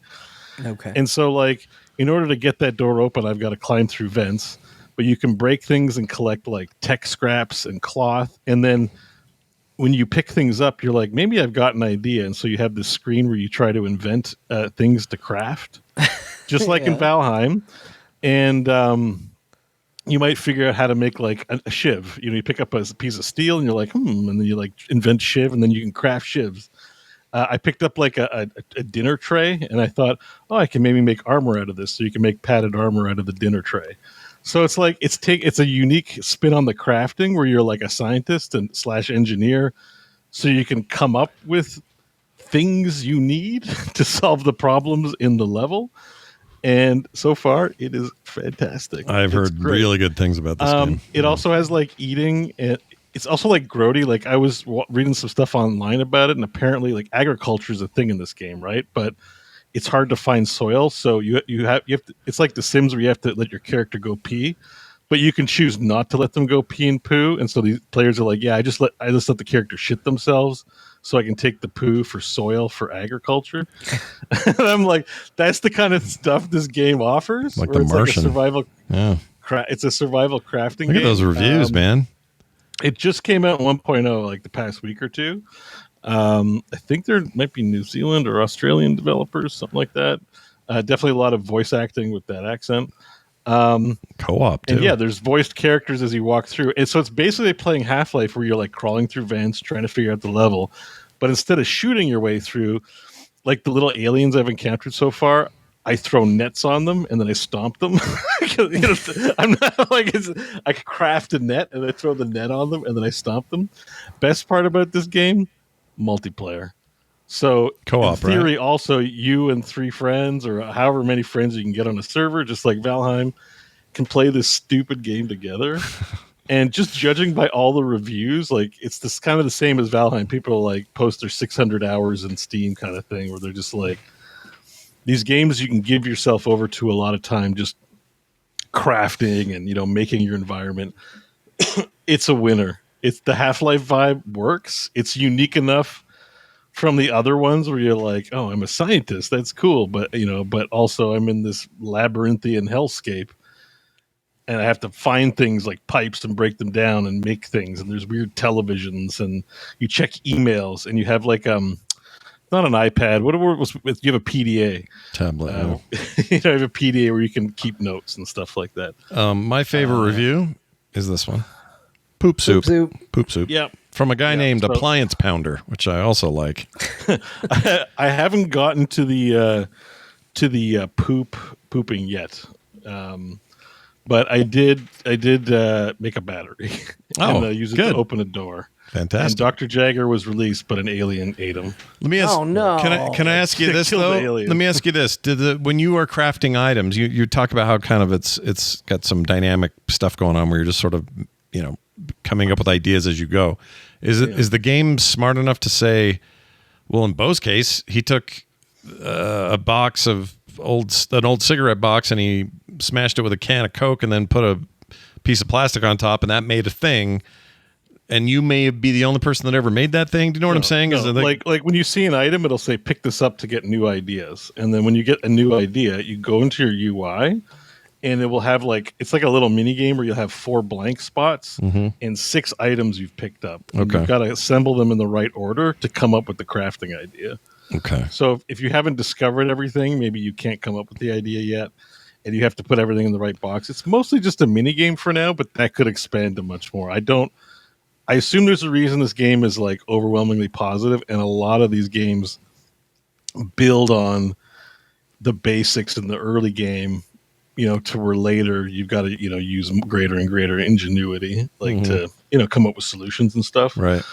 So I don't know. I have a feeling this game's going to get pretty wild because it is like Half-Life-y science stuff. Oh, I did make a vacuum. Oh, but I didn't. But I don't have I have to charge it at a repair station, so I haven't figured out how to make that crafting bench. But I was like the first gun I get is a vacuum. Yeah. So I'm like, what does it do? Is it just suck the monster towards me and I die? Like, what's the vacuum for? Yeah. So it's like all these weird like items that you can make. It's pretty inventive. I laughed out loud a couple times just because of the way like the game's just kind of, I don't want to say derpy, but everyone's like sucks. Like everyone's a pedestrian. Like you don't feel like there's a superhero around any corner or anything like that. It's like, everyone's like the guards letting you in for the first time. Like, okay, it's a little bit unusual in here today. I think you were supposed to trap that monster in the net, but the doctor took the nets with her. So maybe you can. You're a scientist. You'll figure it out. Wild! What a weird sounding game. Yeah, it's good. It's very good. I would. Oh man, should we play this? If you guys got into it, I want to play this multiplayer. Is it scary at all? Is there any moments of like, oh shit, we're getting chased by? It has that mood and vibe, but it's way too old school to be that scary, at least yet.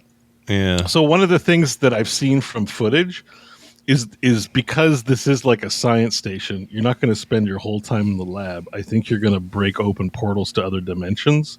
Because some of the biomes I saw were like these weird alien vistas full of mushrooms and stuff. Like, it's not just going to stay in an office. I think it's going to get really freaky deaky. Yeah, so, but I'm not that deep into the game yet. But I'm all the buzz around it has made me excited. Now that I've played a bit of it, I see why people are excited for it. Nice. Yeah, it's all the rage at the moment. This and that peak thing, they're both kicking it. Ninja Gaiden Ragebound. Can't wait to hear about this. What do we think? What do we do? Yeah, so this came out this morning. I was like, oh shit. I got an email alert. And I'm like, you know what? I want to play it now. I want to play it this second. It's the Blasphemous guys, right? I played the first, it's the Blasphemous guys. And I played the prologue, Act 1, and a few levels of Act 2. I don't know how many acts or how far it goes, but let's just say Act 1 has this one character, Kenji, and then a whole other character I didn't realize in the game is who you play in Act 2. No, it's not Ryu. It's another third character. I was like, oh, this game's going to have how many characters in it? At least 3 Ninja so Party. far. I assume you play Ryu at some point. Yeah. But you play like young Kenji, and then now I'm playing as another character, which was a pleasant surprise I found. But the gameplay is literally like, hold the stick down and go and swing sword. Yeah. And like, it's also got that little lack of forgiveness about jumps where it's like you got to jump precisely and use your tricks, but when you nail it, it feels good, obviously. But so there's lots of room for error. But if you die, you kind of start at a checkpoint, and those are in pretty good spots. Oh, good. Like, I've died at boss fights, and you basically just respawn right at the boss. I was going to ask that because the old games are notoriously punishingly hard. Yeah. So you start all the way back at the start of the level usually in the old ones. So it's not punishing at all. It's pretty forgiving, really fun, and the pixel art animations are great. There's this one level where the enemies that you're seeing on screen jump from the foreground. And of course, the game's not in 3D, so it's all like drawn and done through zooming, and it looks sick as hell. Like the way they just ninja jump in from the screen from that direction, like it's so cool. This game, I'm looking forward to playing it again. I had a good time so far with it, and it wasn't too hard. I didn't think so. Yeah, I'm wanting this game. Yeah, and it's like beautiful. I just find it very beautifully animated. Of course, we've had lots of beautifully animated pixel art games. So just add this one to the roster, but I'm so happy. It feels to like see. Ninja Gaiden while also feeling new, I guess is what I'd say. I love the Blasphemous games. This is that team. What they do with some 2D stuff that is just masterful. They're so good at it. I'm so excited about this. This is great. This game. Balls in your court, Shinobi. Good luck to you. Yeah. It's a good one. I mean, I haven't played that far either, so I'm hoping there's lots of great content in it because it's a pretty pricey game, like for indie games. It's not too expensive or anything, but $24 right now on sale here. Oh, is it 24? Well, here in it was 40. Here in the States, I don't know what it jacks up to over there. Oh no, it's only $30, but still, I'm enjoying it, so I'm just hoping there's lots of levels. That's all. I don't want it to be the experience to be over soon because it's pretty fun. There you go. So that is Ninja Gaiden Ragebound. Man, 2 great new games this week. I'm super stoked to be playing something new that I'm excited because that was a problem last week. Yeah, those both sound awesome. Yeah, I expect to hear more about both games next week because I played one last night and one today, so I haven't had tons of time with it. I did play some Valheim this week. You'll want to turn the volume up for this, and it's a quick clip, Scott, so just... I'll start it over here. Yeah, so we had an... Oh my god, what the hell, dude? Oh no! So what you're seeing there... Somebody set the house on fire? What happened? Oh. There's a troll breaking all the stuff we built. Yeah. In our base. I'm not here. Where's... So, and he's a fiery troll, and he's stuck in the wall. So here's what happened. Oh, he's glitched in there. Okay. So here's what happened. I was hoping to to explain what happened before. Oh, I'm sorry. I thought you wanted me to. But hit it's play. okay. It's fine. It's just it's a weird order to do it in. Yeah. So last week, as you know, Crofton, was a very poor teammate and has been campaigning in the Discord. I don't know if you saw him in there trying to win favor over to his side. I did see some activity. Yes. But so this week we played, and guess what? We successfully ransacked 2 fortresses. Things went much better. I prepped ahead of time, making a little outpost somewhere so we didn't have to run as far with the Flametal. Are those other players, by the way, the outposts? Or no? No, I made them. It's me that made. Oh, the it's you. Okay, outpost. okay. Got Yeah, it. like I went out solo and made an outpost. Got it. I tend to do a lot. I play a lot on my own and make recipes for people and be the camp mom, I guess. Yeah. But we ransacked the castle and we had a great time. No problems. We hit a fortress and then we said I prepped a place for us to take a boat to get to new continent so we could try to find more stuff because that continent, I think we found everything there was to find on it. And we landed and we hit the fortress and it all went smoothly. Wow. So we ransacked a second fortress. So we got these new magic items to upgrade the Ashlands gear. So we were making new staves and weapons back at the base. Yeah. And one of the new staves is like a shotgun. It's like you hold the stave like a shotgun and it shoots magic shit out. Like magic. And Mike was just like, "Wow, I love this new staff." And he was shooting the stairs and I was repairing the stairs. And then Pepperoni Pete, he really wanted this thing called a Trollstav. Yeah. And he said he wanted it because I summoned skeletons and it seemed cool. So he wanted a friendly troll to summon. So after Mike was trying out his weapon, he's like, "Let me try out my weapon," and summoned a troll right in the base. Now it's not an ordinary troll; it's a giant undead troll that's on fire. Basically, think in WoW, those green guys you summon down. What are they called? The Infernals. Infernals. Yeah. So it shoots like a boulder. So the boulder does impact damage. It fires like a meteor down. It does impact damage. Yeah. And then a giant undead troll fires off. And what you're seeing there is me being, again, super tilted because he summoned it right in the base. And it's not friendly. Like, it's hostile to enemies. It's hostile to enemies and to, you guys. So he's just smashing the shit. And the way he summoned it, he got stuck in the wall. He smashed so much of the base. I love it, dude. And we had to kill it. Like, we're there killing it. And I'm just like, why did you summon it in the middle of the base? We spent, like, so much time making. Well, here, let's go back. Yeah. That's what the clip is. Me summon troll at home. Yeah, why would you summon him at home? Oh my god, you fucked our base so hard. I was so mad again. And, he's like, "I didn't realize." And it's just like, again, if you test your wands outside of the base, please, for your first time casting them. Thank you. And so, and then Mike was like, "Well, he broke it. He's got to fix it all." And I'm like, he doesn't play as much as us. He's not gonna I got anything. in a real tiff, and I'm like, and he's like trying to help out. He legitimately felt bad. And I felt bad for being mad, but I was like, "Get out of here."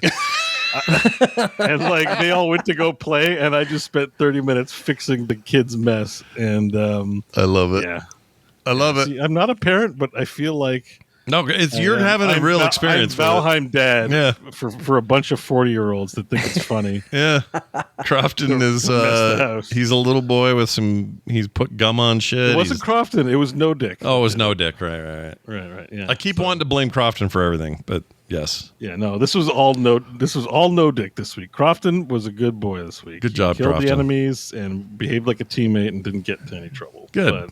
Good for him. No Dick, he really messed up. Was it? Wait, Pepperoni Pete is No Dick? Yeah, Pepperoni Pete is No Dick. So we called him that because of Baldur's Gate, and then when he went to make his character in Valheim, he called it Nordic Pete to be Right. a Valkyrie theme, and then we just say No Dick because it's easier. That's right. Just saying pepperoni makes me want pizza, by the way. Yeah, pizza. That's all you had to do. Anyways, that was Valheim. I played some StarCraft 2 this week. I played some Magic the Gathering. Edge of Eternity is out. It was all right. I kind of got trounced on my first draft. That's all I did was one draft, and so I might get back to it. We had somebody ask the question. I didn't bring the call today or bring the text today because I figured we just ask it. But somebody wants to know if did you just bail on Death Stranding? You out? You done? Not that you have no. You don't have to do anything you don't want to do. But You not never within committed to anything. yeah. You can Not do with whatever it. you No, want. I did say I'm committed. No, I did say I'm going to finish this because I want to judge it within the full scope of the game, right? Yeah. Your pause is all I needed to hear, but go ahead. The problem is, Yeah. I'm sorry. I've made enough people mad at me today. I might as well just go all in. The game's kind of effing boring. I'm going to be honest. I'm sorry. It's not that fun of a game. Yeah, people who love that game are going to This get is my defensive, last but- show. I'll be retiring after this one, I guess. 80 No. sucks. Death Stranding sucks. I prefer I'm your honest opinion on it. I think that's good. I'm sorry, but it's just like I like the story and like the spectacle of it all. You know, I found a way to enjoy it. It's just not that fun. I even think some of the stuff's like cute and neat when you're like building boxes. Like funny moments can happen, but I'm not sitting there going like, man, I had a day of work. And finally kick back and do some fun video gaming. Yeah. Death Stranding does not pop into my mind, and when it does, I go. I get it. I get it. So it's a bit of a chore game. I may still finish it, but you're right. Whoever observed that. There's a few, I got a few of those. I'm just not excited to turn that press play on Steam on that thing. I'm sorry. Well, maybe a day will come and you'll be like, I'm kind of in the mood. But for now, it is what it is. But like, now that I got Abiotic Factor, but I'm just like, oh man, I want to shit myself so bad. Like I want to see what that's like in that game. It's the kind of thing you don't hear people say very often, but Nope, not Well, in the proudly game. at least. No. I'm into it though. I don't mean that in a weird way. I'm not really into it.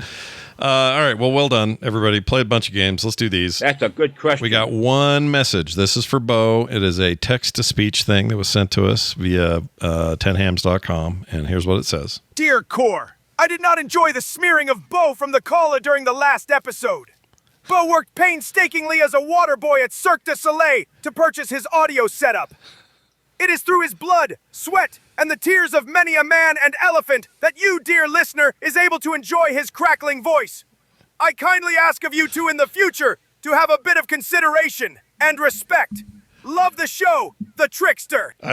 Thanks, the trickster. I don't know why it's a yelling like general. I know. guy. I love that they picked a voice that's just like Oh, you didn't do that? You didn't say I didn't. anime summon energy going. Yeah, like it's call out your hardcore. move. I don't know what that was. I didn't even know that was available to us. This will be my final attack.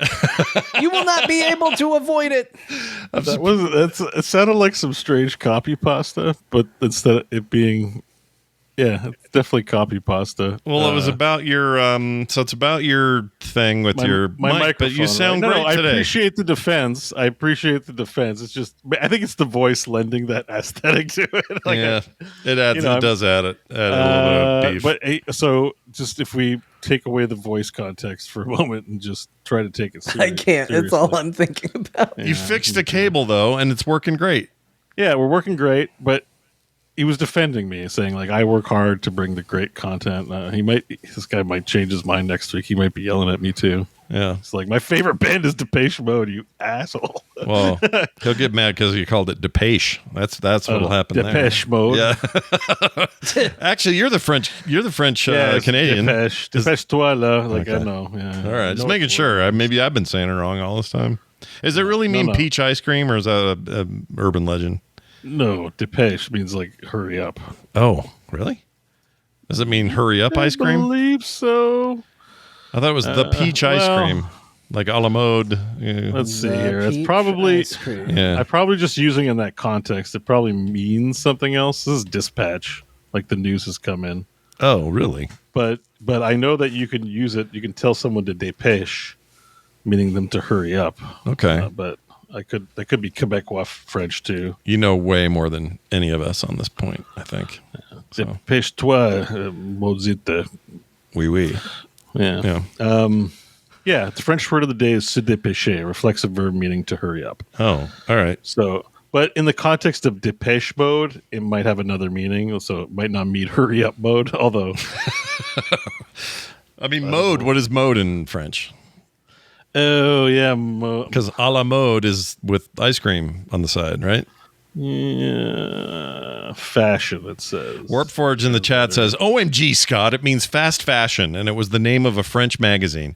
Well, I don't. Why would I know that, Warped Forge? Oh, that makes sense. Dépêche, yeah, hurry up, fast, yeah, okay. So hurry up, fashion. He says that like it should have been Fast obvious to me. I suppose I could Google But it. mode probably is a word I just didn't use a lot. Remember, it's my second language. I don't have comprehensive grammatical vocabulary. But now that you say mode, But you have a second language. That's badass.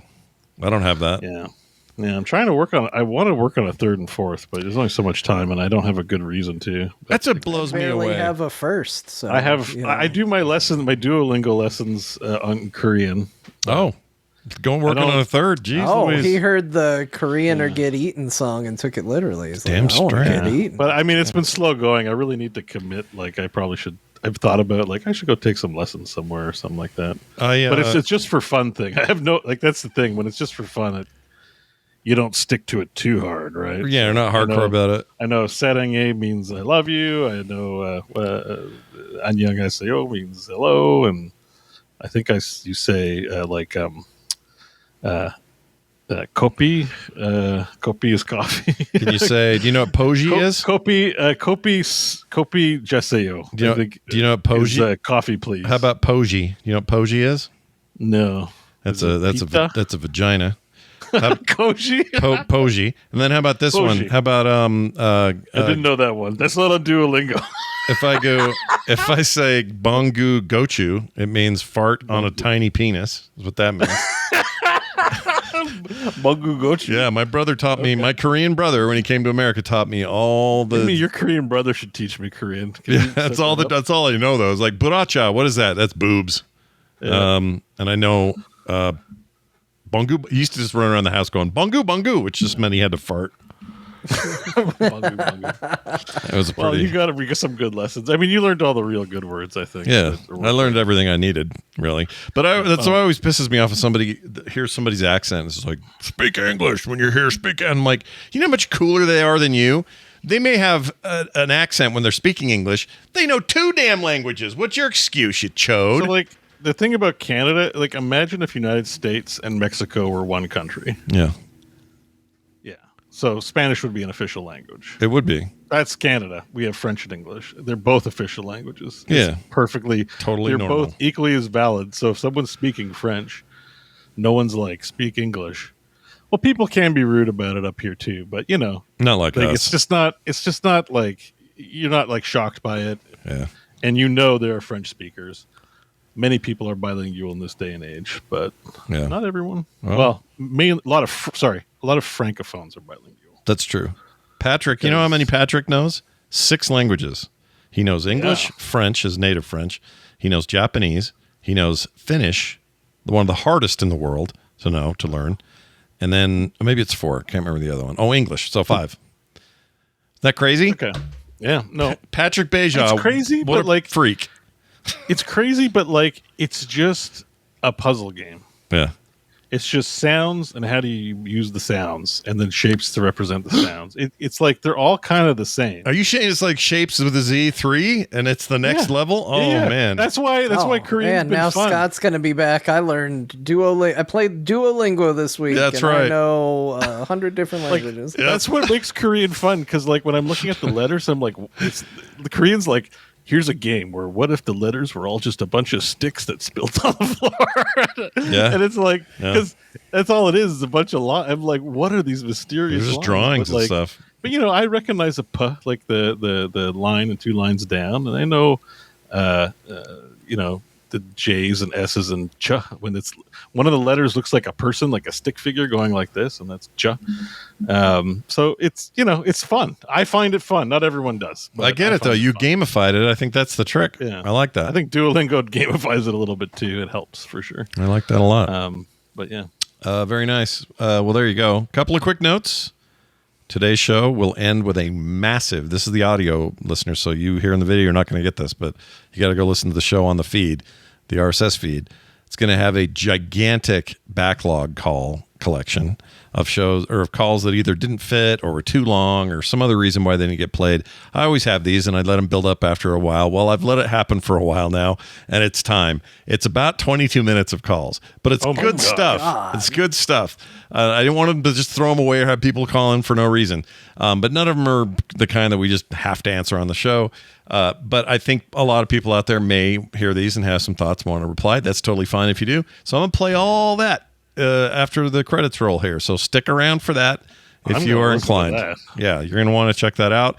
I want to hear who's talking shit about me. Yeah, you never know. It could be beef. I don't know. Might after be some this beef. episode, another 22 minutes of calls coming in next week. Yeah, just Listen, next week. Before we wrap up the show, okay? Like, I don't know what happened, all right? But I'm just getting out ahead of it this week. I'm apologizing now. Yeah. Okay, I don't understand how I'm wrong, but I probably, judging by how things played out. Yeah, I can't wait to hear. Actually, this is going to be a lot of fun. Probably wrong. Just ignore me. What if we get nothing? What if nobody says anything about the 80s All thing? the best apologies start with, I don't know what happened.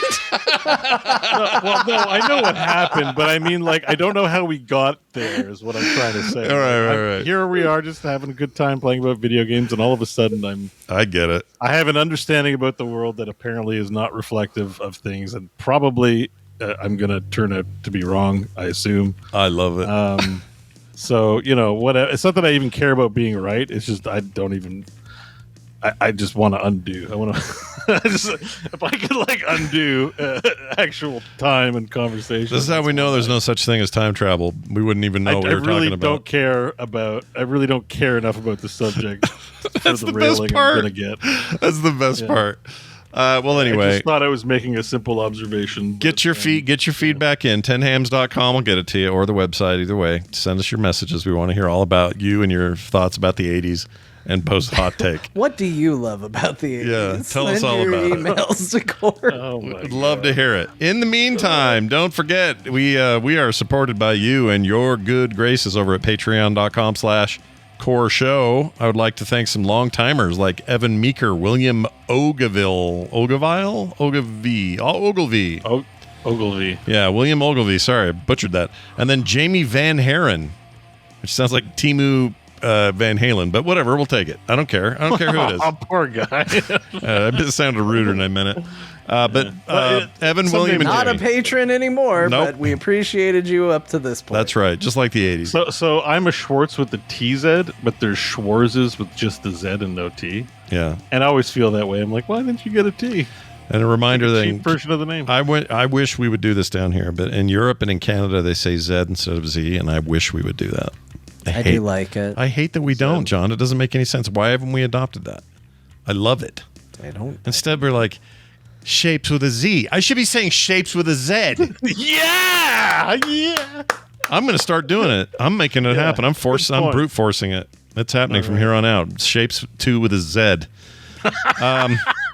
Anyway, I think Z is a little punchier for that one. But you might be right. Z. But I'm very grateful for these guys and everybody who supported us for all this time. If you want to be a new supporter and get some great benefits like no commercials or ads, pre-show content every week, monthly art in the mail, and host special episodes, get in there now and support us at patreon.com/Core Show. We now turn the mic over to Grandma, who will remind us what games we played today and why. Well, that's why. All right, here they are. Oh, okay, I'll let you finish. No, you're thought good. You were done. You don't have to tell us why. You just have to tell us what. That's all. Okay, well, here it is. Here's the games they talked about. I'll go in reverse order. Beau played Magic, Edge of Eternities, and StarCraft 2 co-op. He didn't talk about it on the show, but it's in the show notes, so I'll tell you he played it. Yeah. He played it. Yeah. He also played Valheim. There was some stuff with a troll. Ninja Gaiden, Ragebound, Abiotic Factor. John played Donkey Kong Bananza, Final Fantasy X-2, Final Fantasy XI, Final Fantasy XII, and wouldn't you know it, he even found time to beat Final Fantasy X. Scott played Shapes with a Z2, Fumes, and he finally finished Ghost of Tsushima. No, he didn't. Why would you even think he did? He's never going to beat that game. He's never going to do it. He's going to be playing and promising he's going to finish Ghost of Yotai, and he's still not going to have saved Tsushima. Yeah, I don't know when, but I know how. And so that's just a matter of doing it. We'll see. Maybe next week's the week. I don't know. I'm probably closer than I think. We'll talk about that more next week here on Core. In the meantime, go play some games. We'll see you guys then.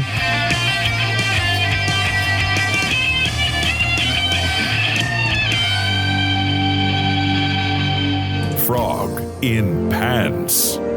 If you're looking for something froggy smooth, find more at frogpants.com. Back to Pokemon Go.